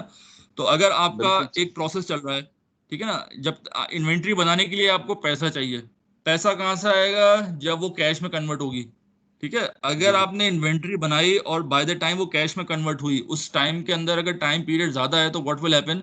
यू नीड मोर कैपिटल, ज्यादा पैसे चाहिए जी, ज्यादा पैसा चाहिए। तो अगर कहीं भी इन्वेंट्री की में फंस रहा है कहीं, या रिसीवेबल में फंस रहा है, तो उसका अगर टर्नओवर जो है, इन्वेंट्री टर्नओवर जो है वो कम है, रिसीवेबल टर्नओवर कम है, तो दैट मीन्स कि वो रोल होते होते पैसे के फॉर्म में आने में टाइम ज्यादा लेगा, और जितना टाइम ज्यादा लेगा उतना जो है आपको वर्किंग कैपिटल ज्यादा चाहिए होगा to run the business. Sir इसमें जो सेल्स इन्वेंट्री टर्नओवर निकला, ये जितना ज्यादा होगा वो अच्छा हुआ? जितना ज्यादा होगा उतना अच्छा होगा, क्योंकि उतनी इन्वेंट्री कम है ना, यानी कि वो सेल्स जो थी वो इन्वेंट्री में नहीं फंस रही। जितनी कम इन्वेंट्री होगी ना तो उतना टर्नओवर ज्यादा होगा, तो दैट मींस वो इन्वेंट्री में नहीं फंस रही, वो कहीं आगे फंस रही हो लेकिन इन्वेंट्री में नहीं फंस रही, तो दैट मींस के इन्वेंट्री क्लियर है आपकी, इन्वेंट्री का टर्नओवर अच्छा है, सही है। हाँ। तो ये एफिशिएंसी बता रही है, जितना आप एफिशिएंटली यूटिलाइज करेंगे, जस्ट इन टाइम मैनेजमेंट करें या दूसरा करें, तो उतना एफिशिएंटली आप बेहतर होगी, उतना आप टर्नओवर बेहतर होगा। क्लियर है? आगे चलें जी सर। तो अब इसके बारे में बता दिया कि it's below average, it might have, अब इसकी वजह बताया, it might have old inventory, improvement, no improvement currently forecasted, ठीक है, पुरानी इन्वेंट्री है नहीं बिक सकी तो इस वजह। इसी तरह से इसका एक और आता है डे सेल्स आउटस्टैंडिंग, ये वो जो अभी बात कर रहे थे, the days DSO, day sales outstanding is the average number of days after making a sales before receiving a cash. तो कितने साल का वो टाइम, अब वो जो हमने बात की थी कॉन्सेप्चुअल टर्म में, यहाँ पे वो डेज टर्म में बता रहे हैं। अब जैसे वो कैसे निकालते हैं रिसीवेबल्स, हाँ, इसका फॉर्मूला है receivable divide by average daily sales. अब जैसे रिसीवेबल्स हैं, अब किसी भी पॉइंट पे जो आपके रिसीवेबल्स होंगे वो एक्चुअली वो टोटल रिसीवेबल्स होते हैं किसी भी पॉइंट पर आपके, और डिवाइड बाय डेली सेल्स, तो आपको मालूम हो जाएगा कितने दिन तक वो रिसीवेबल्स जो हैं वो आउटस्टैंडिंग रहते हैं। तो जैसे इसके अंदर बताते हैं 45 डेज, तो यानी कि ये बता रहा है कि 45 डेज तक के आपके जो रिसीवेबल्स हैं वो आउटस्टैंडिंग रहते हैं। तो अगर आपके आउटस्टैंडिंग रहते हैं 45 डेज तक के लिए, तो you need more cash in form of external sources, working capital की फॉर्म में, टू काउंटर दैट, ठीक है। अब आप ये देखें कि इसका डीएसओ जो था वो 45.6 था डेज के अंदर, जबकि इंडस्ट्री का आ रहा है 32, तो और ये देखें 37 30। सर यहाँ पर रिसीवेबल 31 दिसंबर यानी क्लोजिंग का रिसीवेबल दिया हुआ है। हाँ, ये क्लोजिंग का होगा ना। देखें जो भी रिसीवेबल होंगे ना, जो भी आपके बैलेंस शीट आइटम्स होंगे ना, वो सारे जो है वो एक पॉइंट इन टाइम पे होते हैं, तो वो जारी बात है वो होता है जहाँ पे आपने बुक क्लोज की होती है ना। सर ये कैसे, मतलब अमाउंट में आ रहा है, वो भी अमाउंट में, और 45.6 ये क्या हुआ? 45.6 क्या है? ये मैं टाइम ये जो है ना डेज है, ये डेज बता रहा है। ये कैसे डेज बता रहा है कि हम यहाँ पे हमने क्या किया, सेल्स को, ये जो सेल्स है आपकी 7 सेल्स का एवरेज निकाल लिया, पर डे की सेल्स डिवाइड बाय 365 कर दिया, तो आपको मालूम हो गया कि एक दिन की सेल्स कितनी है। अगर आपने टोटल रिसीवेबल को डिवाइड कर दिया एक दिन की सेल से, तो आपको मालूम हो गया कि रिसीवेबल जो है वो 45 टाइम्स हैं 1 डे सेल्स के। सो इन अदर वर्ड्स जो रिसीवेबल्स जो हैं वो 45 डेज की सेल्स, यानी 45 टाइम्स आपके हैं, दैट मींस के हाँ वो स्टॉक, यानी 45 डेज तक आपकी सेल्स जो है रिसीवेबल में फंसी हुई है बेसिकली। ठीक है, सही हो गया, क्लियर? आगे चलें। तो इट इज बेसिकली इंडस्ट्री से इतना अच्छा एवरेज नहीं है, और स्टक भी हो रहा है, और ये कि it has poor credit policy. इसकी रीज़न क्या हो सकता है कि आपका क्रेडिट पॉलिसी इतनी अच्छी नहीं है, आप अपने रिसीवेबल्स या तो आपने बहुत ही खुलेआम हर एक को क्रेडिट दे दिया है, क्रेडिट क्रंच हो गया है, लोग वापस नहीं कर रहे पैसे। कभी कभी आप सेल नहीं करना चाहते, बिकती नहीं है चीजें, तो आप क्या कर रहे होते हैं, बहुत ज्यादा आप प्रमोशंस ऑफर करते हैं, बहुत ज्यादा रिलैक्सेशन करते हैं, क्रेडिट टर्म्स बेहतर कर लेते हैं, रिटेलर्स को कहते हैं कि भाई आप चीजें उठा लो, बाद में पे कर देना, अपनी सेल्स बढ़ाने के लिए। तो अब समटाइम्स सारी बात है वो इस तरह से रिकवर नहीं हो सकता। तो मे भी ये किया हो, क्योंकि हमने पहले देख लिया कि इन्वेंट्री इनकी अच्छी नहीं है, टर्नओवर, इसका मतलब इन्वेंट्री फंस रही है, तो हो सकता है रिसीवेबल्स का जो फंसना है ये उसको लीड कर रहा हो। दे में भी मल्टीपल केसेस। इसी तरह से ये दो और रेशियोज हैं, fix asset turnover sales upon fix asset, total asset turnover sales upon total asset. तो अब ये फिक्स एसेट टर्नओवर इज 8.61, ठीक है, और टोटल एसेट इज 2.01। तो दैट मींस कि आपकी सेल जो है वो 8.61 टाइम्स है आपके फिक्स एसेट्स की, ठीक है। तो फिक्स एसेट टर्नओवर जो है वो इंडस्ट्री से आपका ज्यादा है, जबकि टोटल एसेट इंडस्ट्री से कम है। इससे कोई अंदाजा लग सकता है क्या क्या हो रहा है इसके बैकएंड पे? एनीबॉडी? सर सवाल क्या है सर आपका? सवाल ये है कि यहाँ पे दो कॉन्ट्रडिक्टरी चीज आपको नजर आ रही है ना। इंडस्ट्री जो है वो 7% पर है, सर इसको आपका इस तरह फिक्स कह देते हैं कि हाँ एक बड़ी इंडस्ट्री और एक छोटी इंडस्ट्री कितना सेल्स रेवेन्यू जनरेट कर रही है अपने वॉल्यूम, अपने एक्सपेंशन। हाँ, आसान मैं है ये कह रहा हूँ, ये जो कंपनी है, ये कंपनी का जो फिक्स एसेट है इसका टर्नओवर ज्यादा है इंडस्ट्री से, यानी कि इसके पास जो फिक्स एसेट्स हैं वो कम है एज कम्पेयर टू इंडस्ट्री, और उतना ही टर्नओवर कर रही है, यानी जितना सेल्स ये कंपनी कर रही है वो कम एसेट्स में कर रही है। दैट मीन्स कि ये कंपनी फिक्स एसेट को अच्छा एफिशिएंटली यूटिलाइज कर रही है, लेकिन टोटल एसेट का टर्नओवर कम है। तो क्या प्रॉब्लम आ रही है, क्या समझ में आ रहा है इससे दोनों को मिला के? सर इसमें इन्वेंट्री फंस रही है ना। टोटल हाँ, एसेट का फिक्स एसेट यानी कि जो हमारे नॉन फिक्स करंट एसेट्स हैं करंट एसेट उसका में टर्नओवर प्रॉब्लम आ कम रही है। हो गया। हाँ, तो करंट यहाँ एसेट में देखें इशू आ ना, गया, रिसीवेबल का भी टर्नओवर कम है और इन्वेंट्री का भी टर्नओवर हाँ, कम है। Yes, good. तो इसका मतलब यही है कि क्योंकि टोटल एसेट टर्नओवर जो है that is below the industry average caused by excessive current assets in receivables और इन्वेंट्री की वजह से जो है ना आपका टोटल एसेट टर्नओवर कम आ रहा है, जबकि आपके फिक्स एसेट्स का टर्नओवर अच्छा है। इसका मतलब क्या है, इसमें फिक्स एसेट का मतलब टर्नओवर अच्छा नॉर्मली उस वक्त आता है कि जब आपकी मशीनरी अपडेटेड हो, ज़्यादा प्रोडक्टिव हो, नई टेक्नोलॉजी हो, एफिशिएंटली चल रही है। इफिशिएंटली। तो आपकी इसमें मालूम ये होता है कि इसकी टेक्नोलॉजी वगैरह अच्छी है इंडस्ट्री से। इससे ये भी मालूम होता है कि इन्होंने कोई एसेट वैसेट नया खरीदा है, तभी इसका टर्नओवर कम आ रहा है। मतलब ये थोड़ी सी इंफॉर्मेशन, ये यू हैव टू रीड अब, ये बिहाइंड द लाइन ना, बिटवीन द लाइंस के आपकी इंफॉर्मेशन ये आ रही है, तो हाउ कैन यू एनालाइज के इसके बेस पे इसने क्या किया होगा। मे बी या तो उसने नई मशीन खरीदी है, या तो इसकी इसकी क्वालिटी अच्छी है, लेकिन व्हाट हैपेंस के हो सकता है, अच्छा अब इसको लिंक भी हो सकता है उस मशीन को खरीदने में जो पैसे लगे उसकी वजह से आपका कैश शॉर्टफॉल हो गया, जिसकी वजह से आपने जो है सेल ज्यादा करनी पड़ी, सेल्स नहीं हो रही, और करंट, तो एक दूसरे से लिंक भी बन रहा है ना। तो यू कैन, तो ये बाकी एविडेंट हो जाएगा आगे चल के, लेकिन प्रॉब्लम आपको यहाँ पे नजर आ रही है कि वो the problem is mainly in current asset. Clear है? जी ठीक है, क्लियर। नाउ ये हमारा एसेट मैनेजमेंट हो गया। इसके बाद जो आपका नेक्स्ट रेशियो है वो आपका आता है डेट मैनेजमेंट। डेट मैनेजमेंट में जो है वो दो रेशियोज यहाँ पे है।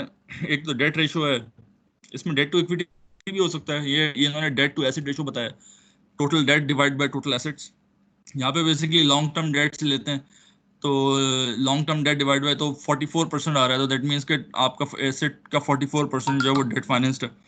तो यू कैन सर ये कंपेयर। करंट रेशो का अपोजिट हुआ ना, जो हमने नहीं, निकाला था एसेट टू डेट वो ratio. Current assets upon current liability था ना, अच्छा ये ये total total asset divide by liability total upon debts. Total asset. हाँ, हाँ, वो तो ये बता रहा है कि 44% जो है आपके एसेट टोटल है वो डेट से फाइनेंस्ड हुए हुए हैं, और 66% जो है वो है। तो अब ये देखना पड़ेगा कि इसका इंडस्ट्री के साथ क्या है। ये इंडस्ट्री का डेट है 50%, आपका 44 है, तो अभी आपका डेट का लेवल जो है इंडस्ट्री से थोड़ा सा कम है, ठीक है। दूसरा रेशो जो है TIE है, ये बड़ा इंपॉर्टेंट रेशो है।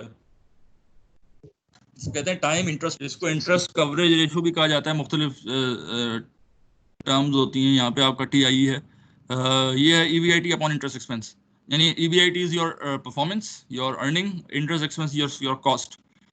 तो आपकी EBIT is 7 times your interest expense. वही मैंने पिछली बार आपने रिटर्न ऑन कैपिटल और सर कॉस्ट। जी sir EBIT cost and return, हाँ EBIT income before interest and tax, earning before interest and हाँ टैक्स। हाँ, तो ये आपके रिटर्न आ रहा है बेसिकली, ठीक है। और उसमें डिवाइड कर दिया आपने डेट, कॉस्ट ऑफ डेट, तो ये 7 टाइम्स है। दैट मीन्स कि आप इंटरेस्ट एक्सपेंस जो है वो अच्छा है। आपकी जो अर्निंग है that is 7 times your interest expense. That means interest expense अगर आप पे कर देंगे तब भी 6 पार्ट ऑफ अर्निंग आपकी बचेगी टू फॉर अदर, तो आप बड़ा सेफ हैं। लेकिन अगर ये 2-3 टाइम्स हो जाती तो व्हाट विल हैपन, ये आपके डिस्ट्रेस में चली जाती, ठीक है। ये सर बड़ा इसमें इंपॉर्टेंट तमाम रेशो है खासतौर पर। हाँ सर जी, इसमें तमाम इंटरेस्ट शामिल है, इक्विटी के, डेब्ट के, सारे इंटरेस्ट नहीं शामिल नहीं, होते हैं। सिर्फ सिर्फ डेट डेट, शामिल है, सिर्फ डेट। सिर्फ डेट शामिल है, इंटरेस्ट एक्सपेंस है ना, ठीक है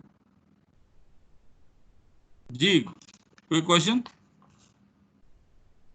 सर सर अभी तक तो बेहतरीन है, नहीं क्लियर है। सर, लेकिन आज यहीं पर खत्म कर दें थोड़ा सा। क्यों, वजह? सर इसकी क्लास नहीं है आगे, सर आप लंबी कर दें क्लास, मसला नहीं, बड़ा होगी, मजा आ रहा है। समझ। सर क्लास लें सर, कोई आज मसला हम नहीं। लंबी खींचते हैं, ठीक है, चलें। तो नहीं सर, तो ये सर इतना मैसेज लंबा आ हो रही है जाएगा सर, तो मैसेज मुश्किल हो, अभी। थोड़ा सा रिमाइंड याद करना भी मुश्किल हो जाएगा सर। नहीं, आपने पहले कौन सा याद कर लिया है? पहले याद करना करके आए है। तो फिर आपकी बात सुनेंगे, ठीक है। तो सर लंबी नहीं तो कीजिएगा। देखिए, मैं चाहता हूँ जिन्होंने जो याद करके आएंगे वो आगे चले, जो नहीं याद करे अभी छोड़ दें, खामखा में आगे जाके प्रॉब्लम हो, ठीक है। तो ज्यादा ज्यादा एग्जर्ट करना ज्यादा बेहतर है, ठीक है। क्योंकि जो नहीं कर सकेगा वो पहले ही छोड़ देगा, ताकि हमारे पास वो लोग बचे हैं जो कि कर सकेंगे, ठीक है। तो लो कॉस्ट में थिंकिंग चल जाए। फाइनेंस, हाँ कॉस्ट में। तो बहरहाल, सच तो आगे बढ़ जाए टीआई तो जो बढ़ है जाए। जो फालतू में जो है ना उनको आश्रय में नहीं डालना चाहते ना, कि यार आप कर लेंगे कर लेंगे कर लेंगे, नहीं हुआ भाई, क्लियर है, नहीं कर सकते ना करें। हमने कोई आपको आपको कोई जबरदस्ती कर रहा है? ये तो कैपिटलिस्ट दौर है, आपकी मर्जी है, करें नहीं करना ना करें। आपको नहीं नहीं, इट्स अप टू यू ना, मतलब हम जबरदस्ती को मजबूर तो आपको कर नहीं रहे।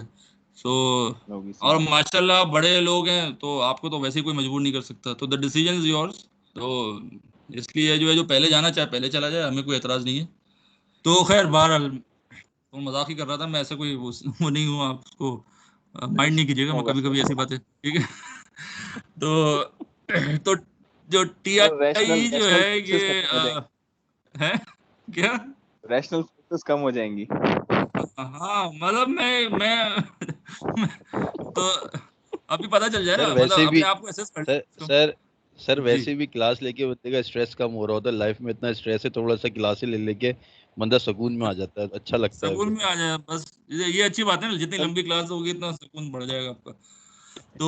तो टाइम इंटरेस्ट अर्न जो है, अच्छा, ये बड़ा जबरदस्त रेशो है। ये मैं कि ये मुख्तलिफ ये आपकी रेटिंग एजेंसीज होती हैं। आपने कोई सुना है मूडीज के बारे में, एस&पी के बारे में? पाकिस्तान में पैकरा है, जेसीआर है, सुना है नाम इनका? जी सर, जी सर। तो ये जो है ना रेटिंग्स करती हैं, ट्रिपल ए रेटिंग देती हैं, बॉन्ड्स की रेटिंग, फर्म्स की रेटिंग।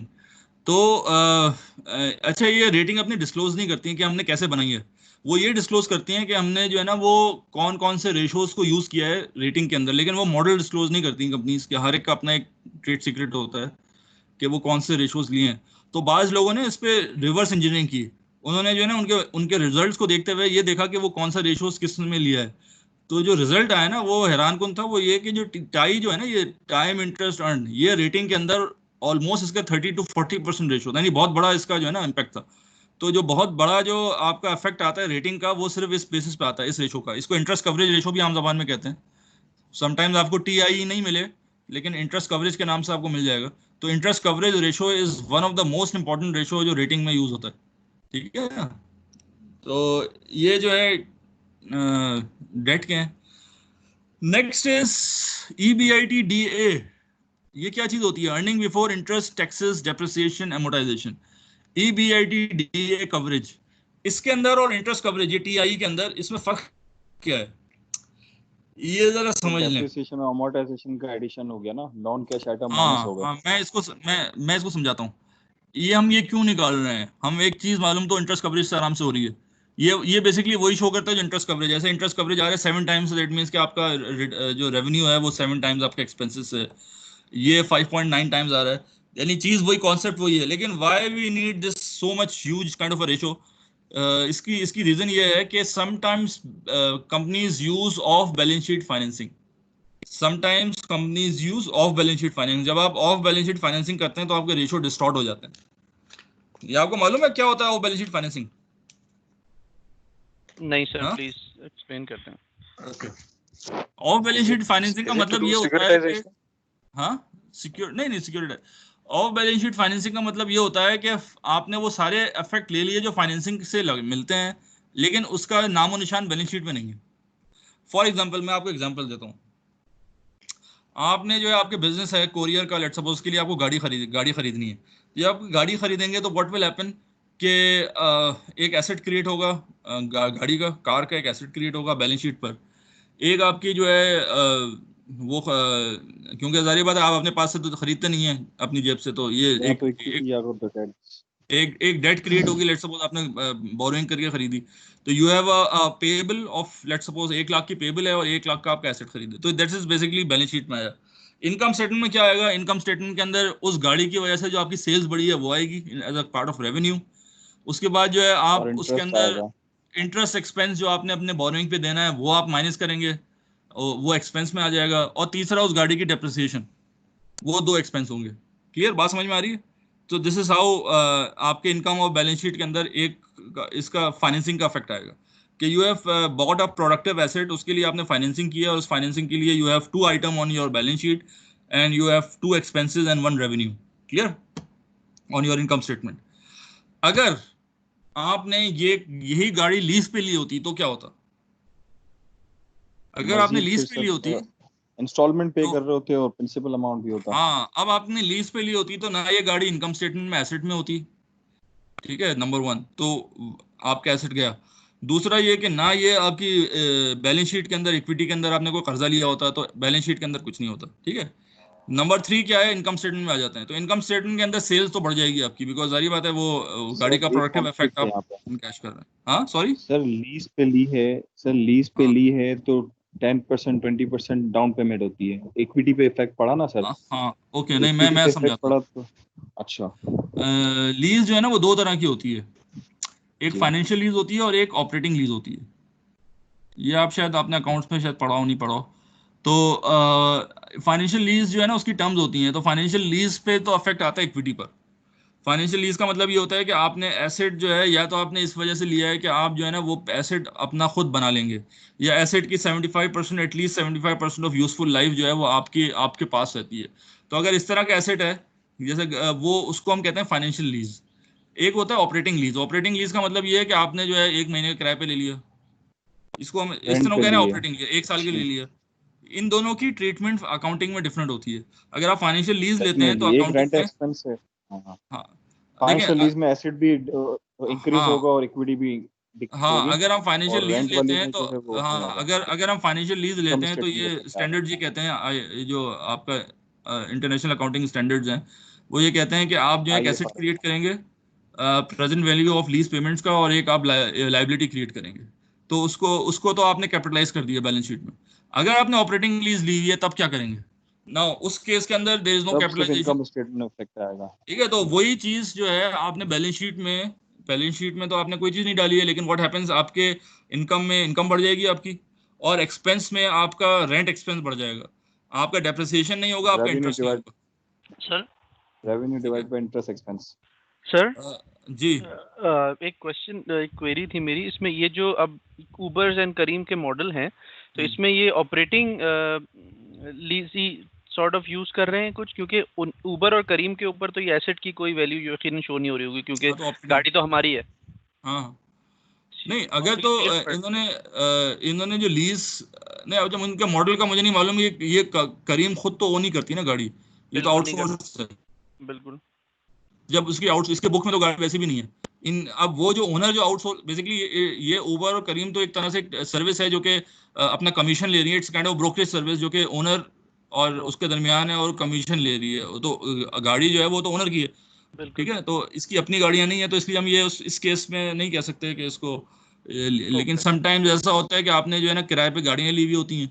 तो अगर आपने ऐसा काम किया हुआ है कि किराए पे आपकी गाड़ियां चल रही हैं, जैसे फॉर एग्जांपल एयरलाइन में बहुत होता है, तो एयरलाइन के अंदर जितने भी एयरक्राफ्ट होते हैं ये सारे ये लीज पर लीज कहते हैं या मुख्तलिफ की टर्म्स दो होती लीज है। बताई तो ना दे आर आपने, कंपनीज जो जिनके पास फाइनेंशियल हाँ सॉरी क्या लीज और सर दूसरी दो नाम बताया ना आपने लीज की, एक फाइनेंशियल लीज और दूसरा ऑपरेटिंग ऑपरेटिंग लीज। लीज कहलाती है, ठीक है। तो अब ये एयरक्राफ्ट के अंदर भी दे आर कंपनीज जो थाउजेंड्स ऑफ एयरक्राफ्ट ओन करती हैं, वो दुनिया भर की एयरलाइंस को वो लीज पे देती हैं एयरक्राफ्ट।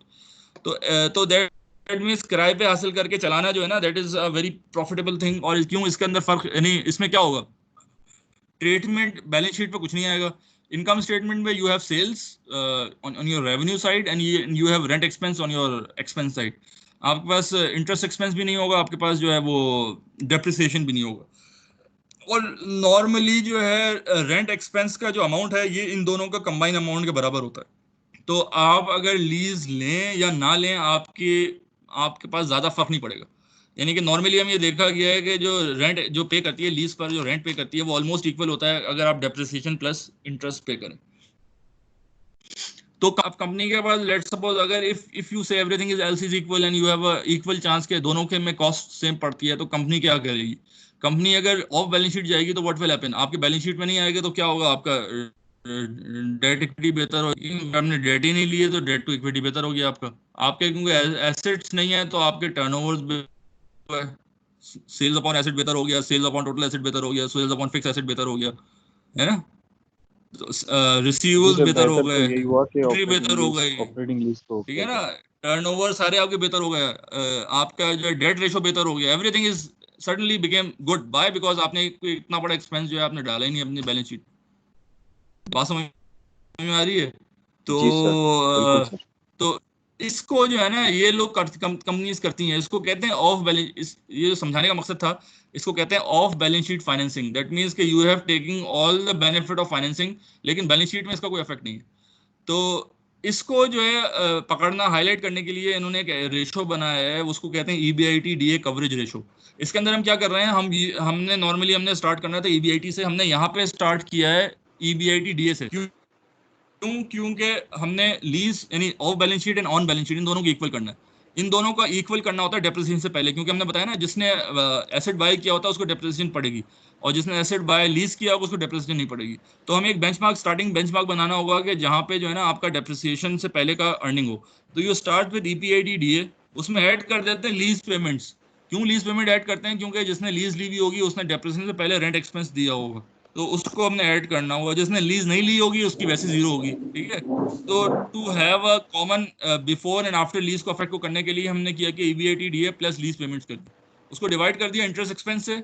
यानी जिसने लीज नहीं ली होगी उसके लिए इंटरेस्ट एक्सपेंस होगा, जिसने लीज ली होगी उसके लीज पेमेंट्स होंगी और प्रिंसिपल पेमेंट्स। अगर इन चीजों से करेंगे तो you will get the ratio जैसे 5.9x आ रहा है, ठीक है।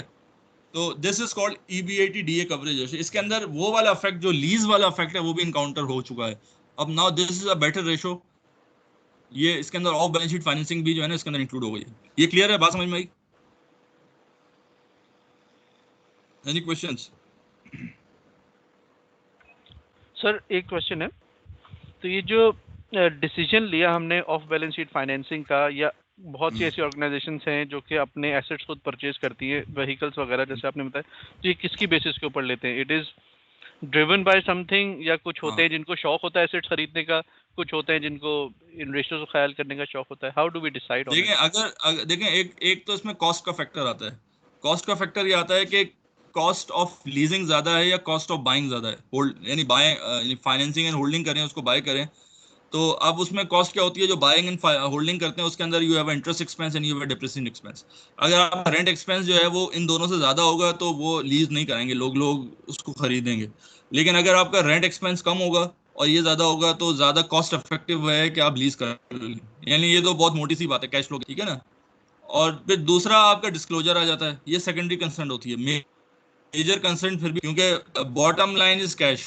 तो अगर आप बेसिकली लीज करने से आपका कैश सेव हो रहा है तो आप लीज करेंगे, अगर आप बाय करने से कैश सेव हो रहा है तो आप बाय करेंगे। और फिर दूसरी चीज आ जाती है वो विंडो ड्रेसिंग वाली बात है कि अगर लीज करने का एडेड एडवांटेज हो जाता है कि आप अपने कस्टमर्स को विंडो ड्रेस कर सकते हैं। हालांकि अब आजकल you can not fool people, because लोग जो है ना फिर EBIT DA भी निकाल लेते हैं, और वो ये भी देख लेते हैं अगर लीज का अमाउंट है तो वो अपने आप को, यानी जो भी एनालिस्ट होते हैं वो इसका अकाउंट फॉर कर लेते हैं। तो एक तरीका तो ये होता है कि भाई आप अपने बैलेंस शीट को विंडो ड्रेस करना, बेहतर समझना, और सबसे बड़ा बेहतर ये है कि what is basically the benefit, आपको मिल क्या रहा है, फायदा किसमें ज्यादा है, ठीक है ना। बात कि जिसमें शेयर होल्डर्स की वेल्थ मैक्सिमाइज हो रही है वो जिसमें डिसीजन वो हम ले अल्टीमेटली सकते किसमें होगी, जिसके अंदर आप cash flow, free cash flow जिसमें ज्यादा आ रहा हो, यानी जिसमें आप कैश ज्यादा सेव करेंगे अल्टीमेटली। तो अगर रेंट एक्सपेंस जो है लीज का वो ज्यादा है, और इंटरेस्ट प्लस डेप्रिसिएशन, यानी कि जो आपने पैसा बोरो किया उस पर इंटरेस्ट पे करना और उस पर डेप्रिसिएशन, वो अगर कम है तो इट्स बेटर कि आप उसको बाय करके अपने पास रखें। अगर रेंट एक्सपेंस कम है बाकी ज्यादा है तो आप लीज कर लें, ठीक है ना। इट दैट डिपेंड्स कि आपका क्या है। Thank you sir. Okay now ये इसको कहते हैं अच्छा यहाँ पे कंपनी का देख लें, TI रेशो 6.2 है, आपका एवरेज 7 है, दैट मीन्स के आपका TI ज्यादा है। अब आप यहाँ इन दोनों को कंपेयर करके आप खुद अंदाजा लगा लें इंडस्ट्री एवरेज, यानी EBIT DA कवरेज को देख लें और TI को देख लें, यानी इंटरेस्ट कवरेज को देख लें। तो interest coverage is better and EBIT DA coverage is not good. इसका मतलब क्या है, इसका मतलब ये है कि इसने ऑफ बैलेंस शीट फाइनेंसिंग की हुई है। Interest coverage seems to be very good, why, because EBIT जो है इसका अच्छा है क्योंकि इसने जो है वो आप इसको ना वो डेप्रिसिएशन पड़ रही है ना उसने इंटरेस्ट पे किया है, तो TI बड़ा ज़बरदस्त हो गया इसका। लेकिन क्योंकि इसने ऑफ बैलेंस शीट फाइनेंसिंग की है तो वो आपका यहाँ आपका कैप्चर हो गई, तो आपका जो इंडस्ट्री का एवरेज था वो 8 था, आपका 5.9 है। ये बात समझ में आई?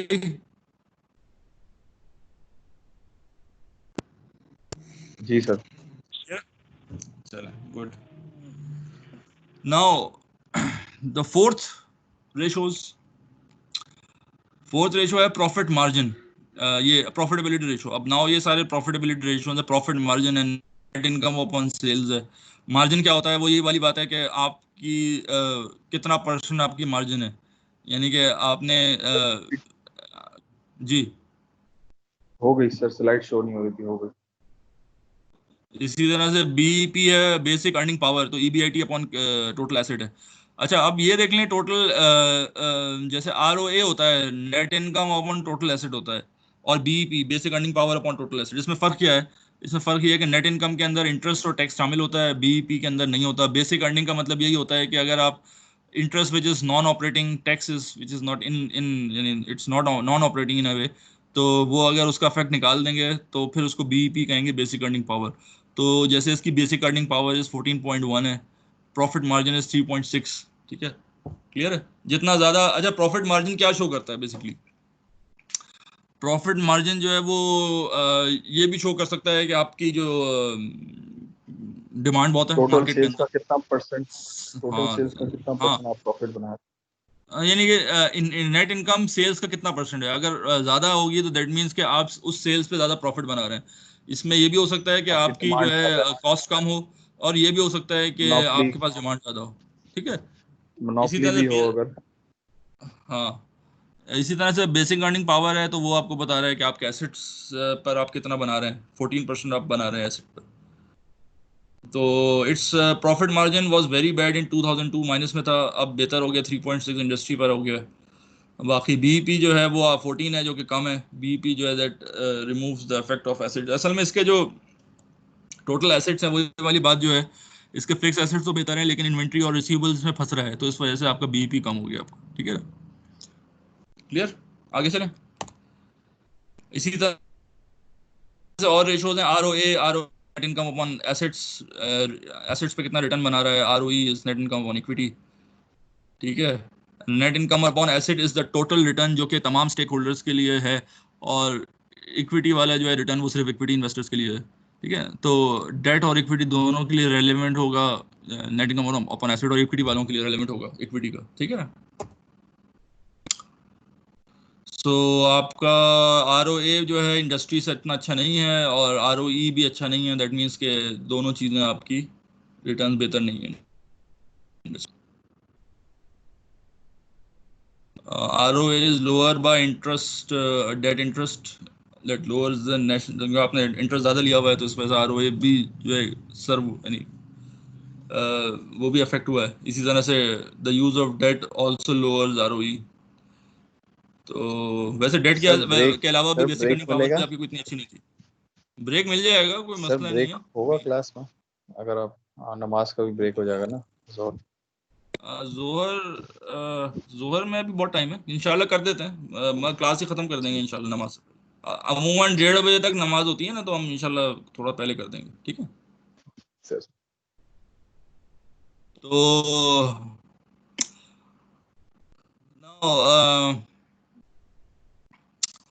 प्रॉब्लम विद आरओई हमने बहुत चीज़ें डिस्कस भी कर ली हैं।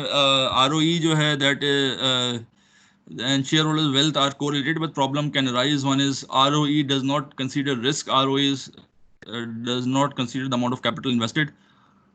रिस्क इसलिए नहीं होता कि जारी बात है, मैंने आपको बताया डेट जो है ROE जो है वो ज़्यादा रिस्कीनेस की तरफ आ जाता है, यानी कि अगर रिस्की ज़्यादा है तो आप ROE ज़्यादा हो जाएगा, तो risk based risk adjusted ROE नहीं है। सिमिलरली ROE जो है वो अमाउंट ऑफ कैपिटल इन्वेस्टेड पे भी डिपेंड नहीं करता, क्योंकि आपका साइज अगर बढ़ता है तो उसका ROE जो है वो डिफरेंट हो सकता है। तो ROE जो है that is also is not considering the capital invested, ठीक है। सर ROE मींस कि return on equity, return on equity के अंदर डेट्स और ऑन इक्विटी दोनों आ जाता है। हाँ नहीं, रिटर्न ऑन Equity इक्विटी में ऐसे means net income divide by common equity, ठीक है। तो नेट कितना आपके परसेंटेज रिटर्न है ना आपका इक्विटी के, इक्विटी होल्डर को कितना रिटर्न मिल रहा है। अच्छा लास्ट का जो रेशो है वो कहलाता है market value ratio. Market value ratio में जो है दो बेसिक रेशो, बल्कि एक सबसे बड़ा रेशो जो बहुत कॉमनली यूज होता है उसको कहते हैं पीई रेशो। पीई रेशो का मतलब है price earning ratio, price divide by earning per share, ठीक है। तो अब इसका पीई रेशो इज 12x, यानी कि आपकी जो प्राइस है कंपनी की शेयर की वो चल रही है 12 रुपये 17 पैसे की, जबकि कंपनी की जो अर्निंग है वो 1.1014 है। सो दैट मीन्स के your earning is your price is actually 12 times your earning, सही है।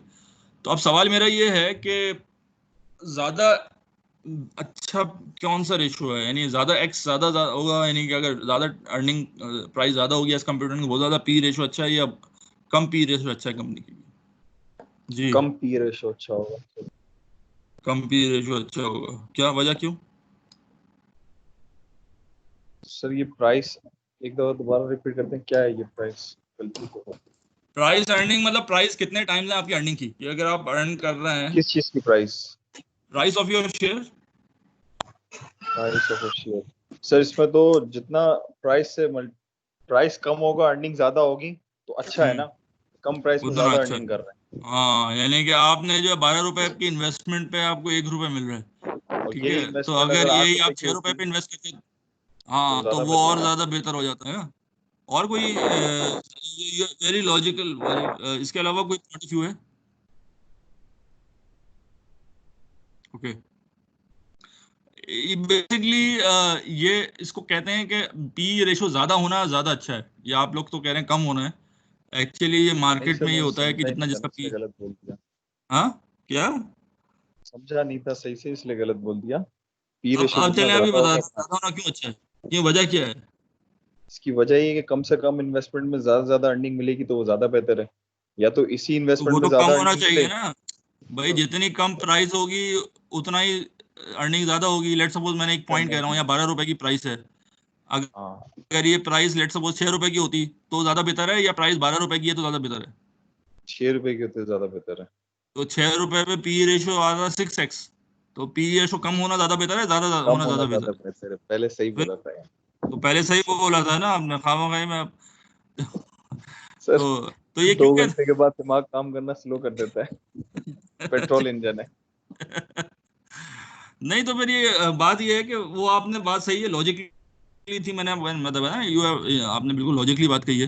लेकिन सवाल ये है कि मार्केट में तो उल्टा होता है। मार्केट में ये होता है कि ये देखते हैं कि कितने पी पे ट्रेड कर रहा है, अच्छे पी पे ट्रेड कर रहा है तो दैट मीन्स का शेयर अच्छा है, बुरे पी पे ट्रेड कर रहा है तो शेयर अच्छा नहीं है।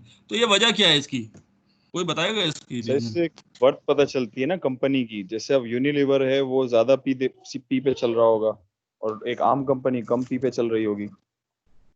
नहीं तो अब शेयर सवाल कैटेगरी ये है कि ये आप अगर इफ यू आर इन्वेस्टर, मैं एक पॉइंट कह रहा हूँ, अगर आप इन्वेस्टर हैं तो आप ज्यादा पी वाले शेयर को प्रेफर करेंगे या कम पी वाले को करेंगे? सर ये ठीक है, डिपेंड करता है इन्वेस्टर तो रिस्क के आप ऊपर, जो कि अगर मैं रिस्क प्राइस चेक कर मुझे मुझे सर मुझे अगर सिंपल सर जवाब दें। इसका एक लॉजिक इसका सर ये है कि अगर प्राइस फ्लक्चुएशन है, मतलब उसमें प्रोबेबिलिटी है कि प्राइस ऊपर जाने की, तो ज़ाहिर बात है मैं उसको प्रेफर करूंगा जिसमें मुझे प्रॉफिट ज्यादा मार्जिन के साथ मिल सकता है। और अगर प्राइस फिक्स है तो फिर तो अर्निंग बनेगी नहीं sir. may I add sir? हाँ हाँ हाँ बिल्कुल। एज एन इन्वेस्टर तो अगर आप अगर लो मल्टीपल पे है तो दैट मींस कि इट इज अंडर प्राइस्ड, तो you would prefer that investment कि once it get rationalized there are more chances that you make money. But at the same time जो आपका पहला सवाल था कि higher PE ratio why is it better, so मेरा ख्याल है कि शायद उसकी earning is very well reflected in the price. Yes, so that the company देखिए इज मैं इसका जवाब दूं, आपकी बात सही है बिल्कुल। एक्चुअली व्हाट हैपेंस के प्राइस क्या है, price is basically the present value of all the future expected earnings, ठीक है। तो अगर आपकी ये जो अर्निंग शो कर रही है ये क्या है, करंट अर्निंग है, बल्कि पिछले साल की अर्निंग है, ठीक है। Price consist of all the earning जो कि आने वाली है और सारी अर्निंग जो प्रेजेंट एंड फ्यूचर अर्निंग है। अगर अगर किसी का पीई रेशो कम है, ये शो कर रहा है कि उसकी अर्निंग तो अच्छी थी पिछले साल लेकिन उसकी प्राइस अच्छी नहीं है। इसका मतलब ये है कि इन्वेस्टर जो है ये एक्सपेक्ट नहीं कर रहा कि इस तरह की अर्निंग फ्यूचर में भी होगी। बात समझ में आ रही है? सो इस वजह से वो शेयर इतना अच्छा नहीं कहलाएगा। ये वाली बात जो आप कह रहे हैं कि वो उसकी पीई कम है तो it's under priced, may be it's rightly, you can not से कि मार्केट गलत है। अमूमन जो है हम ये नहीं, इट्स अ कंबाइंड विजडम ना। तो अगर मार्केट कह रही है कि वो प्राइस 12 रुपए है इसकी, तो आप हाउ कैन यू से कि it is under priced? Actually it is rightly priced. हो सकता है कि उसकी फ्यूचर के अंदर उस तरह की अर्निंग मेंटेन नहीं कर पाए जिसकी वजह से उसकी प्राइस कम हो। दे मे बी मार्केट फैक्टर्स, लेकिन अक्सर ऐसा होता है कि जो प्राइस, अगर हम ये डिसाइड कर लें कि price is the present value of all the future cash flows और वो राइटली प्राइस्ड है, उसमें नॉइज नहीं है, let's suppose if you assume that, so इसका मतलब ये है कि ज्यादा पी का मतलब ये है कि फ्यूचर के अंदर you have more chances of higher earning, जिसकी वजह से उसकी प्राइस बढ़ गई। कम पी का मतलब ये है कि your earning chances is not that bright in future, जिसकी वजह से लोग उसकी प्राइस उस बाय करने को तैयार नहीं है। बहुत मोटी सी बात है ना, प्राइस लोग क्यों देंगे भाई? आप 12 रुपए क्यों किसी की दे रहे हैं? अगर किसी की वर्थ 6 रुपए है तो 12 रुपए क्यों देंगे? 12 रुपए इसलिए देंगे कि भाई उसमें आपको कोई फायदा हो रहा है। अगर अगर उसके अंदर फ्यूचर में फायदा ही नहीं है तो आप उसको जो जो उसकी वर्थ है वो होंगे ना। अर्निंग तो बेसिकली वो एक पास्ट हिस्टोरिकल रिकॉर्ड है कि आपने बताया कि पिछले साल आपने $1 की अर्निंग की थी। बात समझ में आई? जी जी बिल्कुल ठीक कह रहे हैं आप। और इसमें यही क्या वो करना बातें चाहिए इसके अंदर, ये जो शॉर्ट टर्म आपने में सोच वजाहत की कि एक जो है वो ट्रेलिंग है और एक जो है वो फॉरवर्ड लुकिंग है। इसको इसको और डिटेल में देखना पड़ेगा। बिल्कुल सही कह रहे हैं। बट जनरली ये होता है कि इंडस्ट्री वाइड अगर आप कहते हैं कि यार केमिकल्स के जो शेयर्स हैं जनरली उनके अंदर उनकी पीई रेशियो जो है वो 4 टाइम्स है, बट इस स्टॉक की जो है वो उससे बिलो है। तो जनरली ये एक परसेप्शन होती है कि it is probably underpriced due to such inefficiencies or few things which are probably not reflected in the price. वो आप ठीक कह रहे हैं। हाँ, मतलब मैं सिर्फ ये कहता हूँ कि ये अगर इफ यू आर इन्वेस्टर, मैं वही वाली बात कर रहा हूँ कि if you are following the market, ठीक है ना, तो मार्केट को आप फॉलो करें अपनी लॉजिक के साथ। तो इफ यू हैव इन्वेस्टर, आपके पास दो ऑप्शंस हैं, या तो ये कहें कि मार्केट सही कह रही है, ठीक है, और या ये कहें कि नहीं मार्केट गलत कह रही है। तो अगर वो आप ये समझते हैं कि मार्केट गलत कह रही है, तो आपके पास ये एविडेंस होना चाहिए कि आपके पास इतनी इन्फॉर्मेशन होनी चाहिए कि आपने जो है ना बैलेंस शीट पढ़ी हुई हो, इनकम स्टेटमेंट पढ़ा हुआ हो, आपको पता हो कि फ्यूचर में इसकी क्या पोजीशन है। Only you can say for sure कि भाई मार्केट गलत कह रही है, देन यू कैन से सही है, लोअर पी है, आपने बाय कर देना है। लेकिन अगर आपका ये सारी कोई इन्फॉर्मेशन मौजूद नहीं है तो आप नॉर्मली ये नहीं कह सकते मार्केट गलत कह रही है, बिकॉज हम ये अज्यूम करते हैं कि यू आर जस्ट 1%, आपके पास 10,000 लोग बैठे हैं, एनालिस्ट, मार्केट रिसर्चर्स बैठे हुए हैं, उन्होंने अपने अपने मॉडल्स बनाए हुए हैं और वो जो है डेली जो है ना ये मूवमेंट को देख रहे होते हैं। तो अगर वो उसकी बेहतर होगी तो प्राइस ज़्यादा करेंगे तो मार्केट उसको फॉलो करती है। तो in either case, unless you have your own fundamental analysis, you have your own insight about that specific share, अगर आपको नहीं है तो you can not make a judgement के ये मार्केट गलत कह रही है बेसिकली। तो वैसे तो सही है, मतलब ये भी हो सकता है, मतलब मार्केट गलत भी हो सकती है, हम तो ये नहीं कह सकते, लेकिन उसके लिए you have to have sound logic behind it. कि आप कैसे कह सकते हैं कि मार्केट गलत है? ब्लैंकेटली कहना तो ये इतना वो नहीं है जी। सर इस पूरी पिक्चर में एक इस व्यू का फिर क्या किरदार है, आप मुझे जरा गाइड कीजिएगा कि ओवरऑल कम इन्वेस्टमेंट में जो है, नहीं मैं सवाल कर रहा हूँ, हाँ, कम इन्वेस्टमेंट में अगर मुझे अर्निंग पर शेयर ज्यादा मिल रही है, यानी मेरा पी रेशो कम है, 6 के अंदर मुझे ज्यादा पेमेंट मिल रही है, तो मैं ₹1,00,000 की इन्वेस्टमेंट में ज्यादा कमा सकता हूँ बनिस्बत ₹2,00,000 की 50,000 की इन्वेस्टमेंट। नहीं मुझे बताएं कहाँ कि चला गया फिर? मुझे बताएं ये आपको एक रुपए की पेमेंट कैसे पता आपको मिल जाएगी? ये तो पिछले साल का रिकॉर्ड है। अच्छा है ना? ये तो आपको फ्यूचर में मिलना है। ये तो आपने जब बुक क्लोज हुई है तो उस वक्त अर्निंग ये थी, तो वो तो आज हिस्ट्री की देखी प्राइस ये जाएगी ना, चल रही कि है। पास्ट ट्रेंड क्या चल रहा है, 6 साल का, 3 तो साल का, 6 महीने का। हाउ कैन यू, तो आप किस तरह से श्योर हो सकते हैं कि जो पिछला चल रहा है वही होगा? एवरेज भी यानी कि नहीं होगा आप क्या? ज्यादा अक्लमंद, मतलब यानी आप ज्यादा अक्लमंद है और मार्केट जो है वो, अगर देखिए ना, हर कोई ये सोचेगा तो उसकी प्राइस ₹12 नहीं होनी चाहिए फिर, मतलब एक पॉइंट है ना। बढ़ जाएगी। हाँ, सही बात। मतलब एक पॉइंट है कि मार्केट में लेट सपोज आपका जो है पीई होना चाहिए, लेट सपोज 20% होना चाहिए, लेट सपोज आपका ये 12 पर है। तो अगर हर कोई ये देखेगा कि उसमें ₹1 का मिल रहा है और हर कोई एक्सपेक्ट करेगा ये ₹1 ही मिलेगा, तो उसकी प्राइस आज ₹12 नहीं होनी चाहिए। ये पॉइंट समझ में सही आ रहा है? बात है। जी जी जी जी। मतलब सर एक तो एक क्वेश्चन है सर। सर एक क्वेश्चन है। मुझे एक बात बताएं, मुझे एक बात बताएं, आप जो है ना सड़क पे चलते हुए जा रहे हैं, आपको ₹500 का नोट पड़ा हुआ मिल गया, ठीक है, उठा लिया सर और अब तो। है ना आप समझे ना उसको, आपने जो है वो ₹500 का नोट जो है ना वो या ₹1000 का नोट आपको सड़क पे पड़ा मिल गया, और यहाँ पे हजारों लोग इधर से उधर जा रहे हैं और कोई बंदा नहीं उठा रहा, तो आप क्या उठाने की जहमत करेंगे उसको? आंख बंद करके उठा लेंगे सर, 500 का नोट है। अच्छा, अच्छा, अगर आप देखेंगे तो वो जाली निकलेगा, क्योंकि अगर वो असली होता तो पहले ही कोई उठा चुका फिर होता। हाँ, ठीक फिर तो मेरी वीडियो आ जाएगी। है ठीक है, तो इसलिए ज्यादा लालच नहीं करना चाहिए। अगर आप समझ समझते हैं गया, ना, आप समझ गया मैं सर आपकी बात। अगर आप समझते हैं कि आप अक्लमंद हैं मुझे और बाकी पतलू लोग बनाया गया। बेवकूफ हैं, तो अगर आप समझते हैं कि सिर्फ आप अक्लमंद हैं मार्केट में और बाकी लोग चलते हुए जा रहे हैं वो बेवकूफ हैं, तो ये आपकी अक्सर भूल ही होती है ना। तो अगर ये मैं कह रहा हूँ 99% चांस यही होगा कि अगर आप वो उठाएंगे वो जाली होगा, क्योंकि अगर किसी ने असली नोट फेंका होता तो वैसे यहाँ पे तो लोग व्हील कैप नहीं छोड़ते, नोट तो बड़ी बात है ना, तो ठीक है ना। तो तो अगर ये कोई छोड़ व्हील के कैप जा रहा वाला है तो इंसिडेंट कह रहे हो सर, ये व्हील कैप वाला इंसिडेंट आपके साथ कब हुआ? वो मेरे साथ तो एक एक एक करके हुआ है, सारे निकाल दिए फिर मैंने, वो 2 दफा।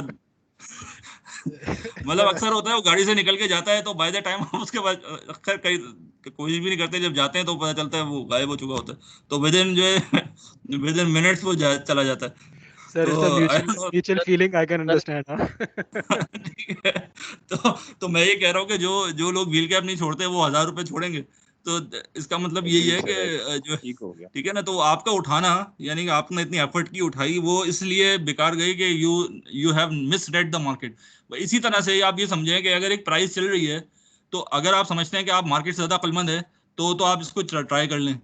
लेकिन मैं कह रहा हूँ उसमें भी कोई हर्ज नहीं है, ट्राई करने में कोई हर्ज नहीं है, अनलेस के यू हैव अगर श्योरिटी मैंने बिहाइंड इट। अपनी, हाँ, अपनी वर्किंग की हुई हो, अगर आपने अपना फाइनेंशियल्स होमवर्क देखी हुई पूरा हो, किया हुआ है ना, हाँ, अगर आपने होमवर्क अपनी पूरा किया हुआ पर्सनल है, अपना जजमेंट है। फाइनेंशियल देखी हुई है, आपने पता है कि नहीं आई एम डेड श्योर, तो बिल्कुल आप सही कह सकते हैं, आप उसको हंच ले लें उसको, ये तो स्पेकुलेशन यही तो होती है ना।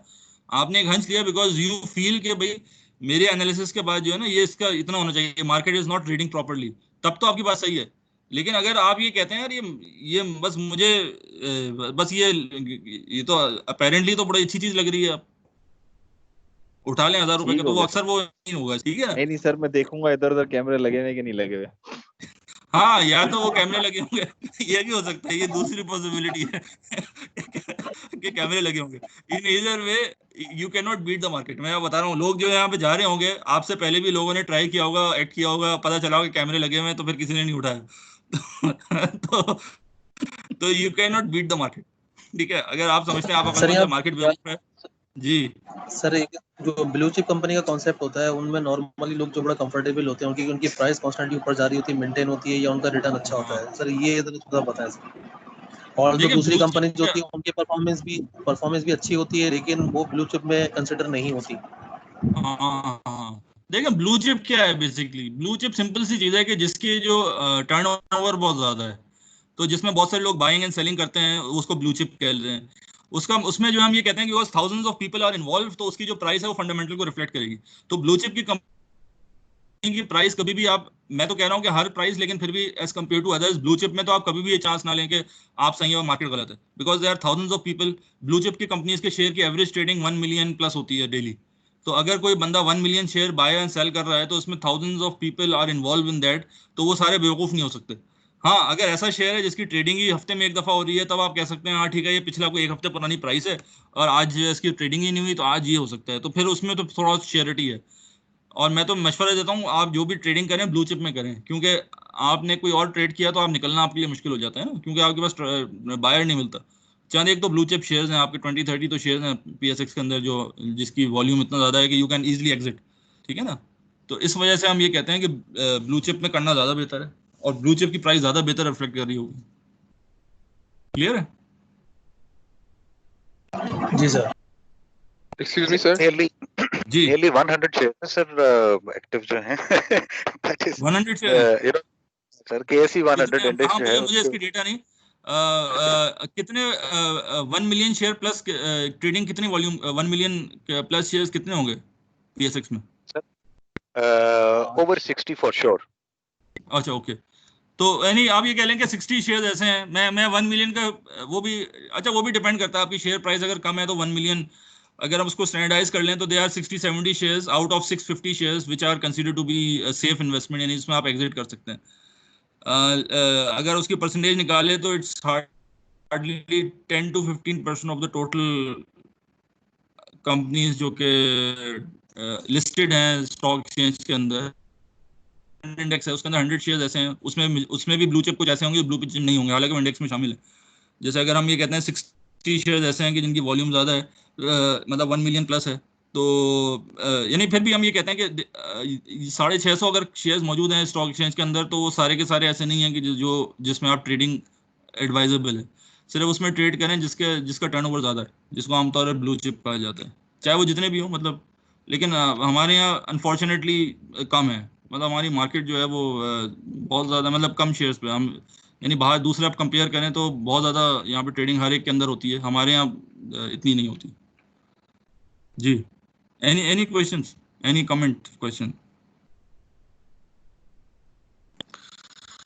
तो प्राइस अर्निंग ये शो करता है, तो ज़्यादा प्राइस होना अनलेस हम इसको कंक्लूड ये करेंगे, अनलेस के you have a full confidence that you can beat the market, तो सही है आप लो PE खरीद लें। लेकिन अमूमन जो है high PE means you have future potential और वो ज़्यादा बेहतर है, रिगार्डलेस के वो विजडम के आपका जो है ना अर्निंग जो है वो ज़्यादा है, हालांकि अर्निंग ये पिछली है, इट्स नॉट गारंटी कि यही मिले आपको। उसके बाद आता है price to cash flow ratio. Price to cash flow ratio, how it is different from price earning ratio. Price to cash flow जो है ये अर्निंग भी manipulated, cash flows can not be manipulated very easily, मैंने बहुत कम chance है cash flow को, क्योंकि कैश फ्लो में मैनिपुलेशन होती नहीं। जितनी भी आपकी मैनिपुलेशन होती है, विंडो ड्रेसिंग होती है, ये जितनी भी होती है ये अर्निंग में ज़्यादा होती है, नॉन कैश आइटम्स की वजह से ज़्यादा होती है। फॉर एग्जांपल डेप्रिसिएशन है, बेड डेट एक्सपेंस है, ये सारे एक्स्ट्रा एक्सपेंस होते हैं कि जिसके बढ़ाने या कम होने से आपकी अर्निंग मैनिपुलेट हो सकती है, लेकिन कैश फ्लोज नहीं हो सकती। तो समटाइम्स जो है कंपनीज जो है इसको यूज़ करती है विंडो ड्रेस के लिए,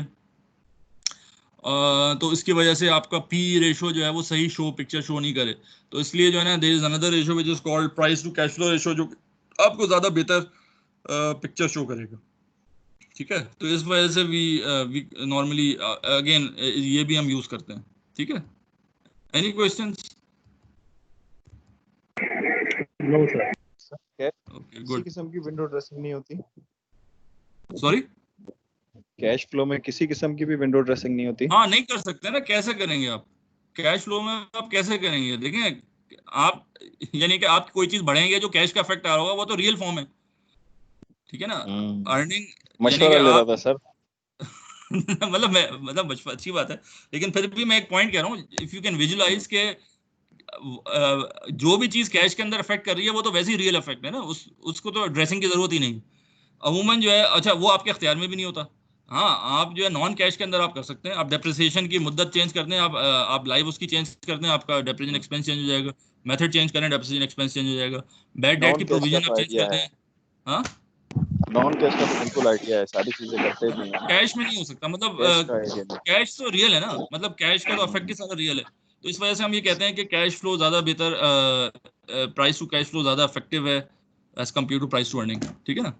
अच्छा, लेकिन सर कुछ कंपनीज का कैश फ्लो नेगेटिव में आता है लेकिन उनकी परफॉर्मेंस अच्छी होती है, यानी कि उनका बिजनेस ग्रो कर रहा होता है, तो फिर यहाँ थोड़ा सा कंफ्यूज कर देगा ये रेशो। लॉन्ग टर्म में देखना पड़ेगा ना, आज नेगेटिव आ रहा है लेकिन जो हम मॉडल बनाते हैं ना, तो कैश फ्लो शुरू में नेगेटिव है। जब आप कोई कंपनी ग्रो करती है तो 4-5 साल तक नेगेटिव होता है, उसके बाद आप ग्रोथ होती है ह्यूज, फिर आपका मेच्योरिटी, तो ये कंपनी का लाइफ साइकिल है ना। तो अगर ओवर द लाइफ साइकिल देखें तो आपको फिर जब आप मॉडलिंग करते हैं, आज प्राइस निकालेंगे तो that consist of present and future all the cash flows expected. तो वो नेगेटिव आपको पता है इट्स नॉर्मल पार्ट, लेकिन अगर वो नेगेटिव अब नॉर्मल है, नहीं होना चाहिए कोई, तो फिर आप उसमें देखना पड़ेगा भाई इस वजह क्या है। और दूसरा ये जो आप कह रहे हैं कि अर्निंग बेहतर है और कैश फ्लो नेगेटिव है, अगर ऐसी केस है तो इसका मतलब ये है कि there is a lot of non cash items, like for instance receivables की फॉर्म में अर्निंग पड़ी हुई है आपकी, लाइक फॉर इंस्टेंस आपने जो है वो गिमिक्री की है डेप्रिसिएशन में या उसमें, तो इन इधर केस वो फिर भी आपके लिए एक वो है, एक रेड लाइन है कि रिसीवेबल्स अगर बढ़ गए, अगर नहीं कवर हुआ तो व्हाट विल हैपन, तो फिर भी ये थोड़ा रिस्कीनेस हो जाता है। तो इस वजह से हम टू बी सेफ हम कैश फ्लो फिर भी कहते हैं कि price to cash flow is up, सही है, क्लियर है, आगे चलें। ठीक है सर। जी सर। जी इसी सर। तरह ये एक और रेशो है market price, market to book value ratio, ये वही वाली जो हमने एमवीए था ना, market value minus book value, इसी को रेशियो के फॉर्म में कर दिया, market price divide by book value, तो ये 1.56 आ रहा है, तो दैट मींस कि दिस टाइम जो है आपकी मार्केट ने आपकी बुक वैल्यू को ऐड किया है, ठीक है ना, तो ये मार्केट टू बुक रेशियो कहलाता है जी। Sir sorry for cutting you short, 1:10 हो रहे हैं, 20 मिनट रह गए हैं जमात में, अगर आप बस ये खत्म हो गया ना, मैं खत्म कर रहा हूँ बस, ये एक सर यही स्लाइड, जमात हो जाएगी सर, यही हाँ जमात करा देते हैं। ये बस ये लास्ट है, बस ये मैं वैसे खत्म कर रहा था, ठीक है ना।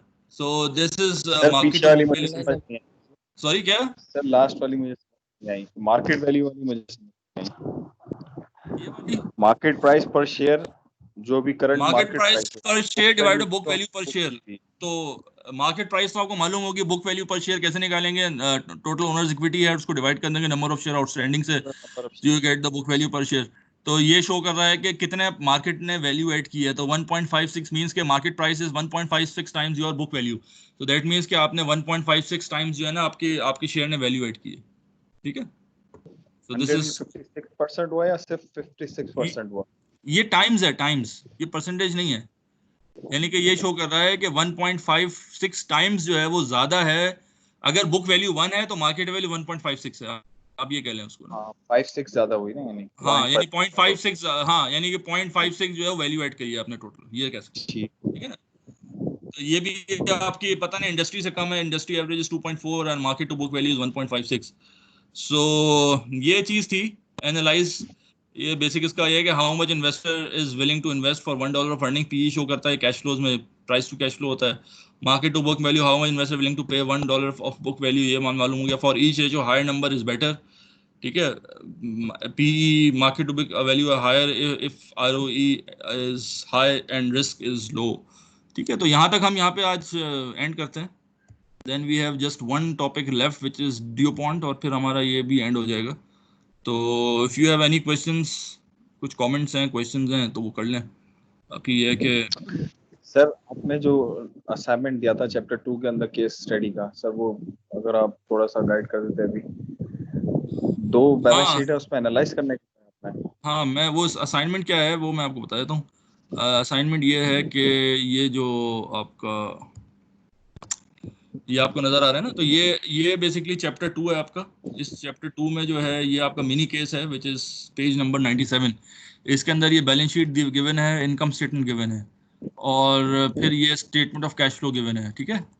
इसके बाद कुछ सवाल हैं, और इसके नीचे जो सारे क्वेश्चंस हैं, हाँ सॉरी ये सारे क्वेश्चन हाँ ये सॉल्व करने हैं। क्वेश्चंस, ये हाँ ये क्वेश्चंस हैं, इनको देखते हुए ए से लेके जे तक के सवाल हैं, इसको सॉल्व करना है बेसिकली।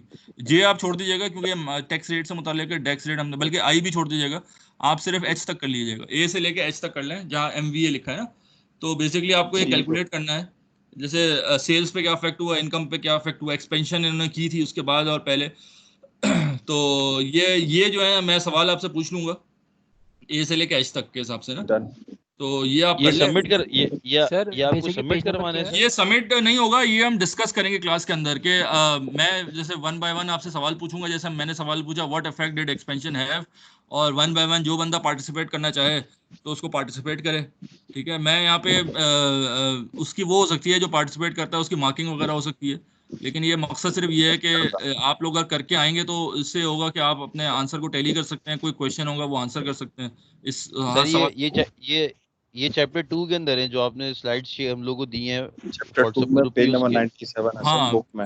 99 96 पेज है ना, ये वाला पेज है, ये मैंने खुला हुआ है ठीक ना है बुक। सर, ठीक है ना, तो ये करना ठीक है। है सर, थैंक। और ये जो है इंशाल्लाह फिर नेक्स्ट क्लास में हम ये करेंगे। और फिर अच्छा दूसरा ये कि अब आप एक काम कर लें, क्योंकि आपने ये कर लिया है तो चैप्टर 2 के बाद चैप्टर 3 भी है, तो इसकी भी कर लें। ठीक है, एक साथ ही कर लें। अच्छा है, चलें, ये चैप्टर 3 चल रहा है और हम ये दोनों डिस्कस कर लेंगे next sir class page number बता दीजिए। में। मैं बता 96 चैप्टर 2 का 96 पेज हाँ, नंबर है। ये चैप्टर 2 तो 96 है, ये चैप्टर 3 आ गया। चैप्टर 3 पेज नंबर ये है 134। इसके अंदर ठीक ये है वही सवाल है, यानी जो चैप्टर 2 का जो बैलेंस शीट थी वही दी हुई है इन्होंने ना, उसी का एक्सटेंशन है। तो चैप्टर 2 और चैप्टर 3 जो है ना, ये दे आर ऑल एक्सटेंशन एक दूसरे की। और दूसरा ये कि एक और एक सरप्राइज आपको मिलेगा जब आप ये पढ़ेंगे कि हमने ये एक्चुअली ये वही केस है जो हम डिस्कस भी करते हुए आ रहे हैं ना, जो आज इस क्लास में रखी है। तो बहुत सारे इसके अंदर वो चीज़ें भी हैं जो हमने डिस्कस भी की हैं। तो you go through this chapter 2 और 3, ये दोनों कर लें। 134 पेज है, ये कहाँ है पेज, 134 पेज है चैप्टर 3 का, और 96 पेज है चैप्टर 2 का। तो ये कर लेंगे तो नेक्स्ट क्लास में हम ये दोनों चैप्टर डिस्कस करेंगे। एंड देन नहीं होगा तो आगे चलेंगे हम, ठीक है ना। और एक वो भी हम डिस्कस करेंगे जो मैंने आपको भेजा था शुरू में, एक फेयर वैल्यू अकाउंटिंग का कॉन्सेप्ट, एक नया कॉन्सेप्ट है। वो भी हम ज़रा थोड़ा डिस्कस कर लेंगे। अगर कोई सवाल है उसको उसको पढ़ लीजिएगा, ज़रा अच्छा रहेगा। Clear, any questions? No sir. चलें तो लेट्स एंड अप हियर। तो इंशाल्लाह फिर नेक्स्ट क्लास में मिलेंगे सर इंशाल्लाह। तक चलेंगे। जी। बताएं, हमारी लास्ट क्लास कब है? सॉरी क्या?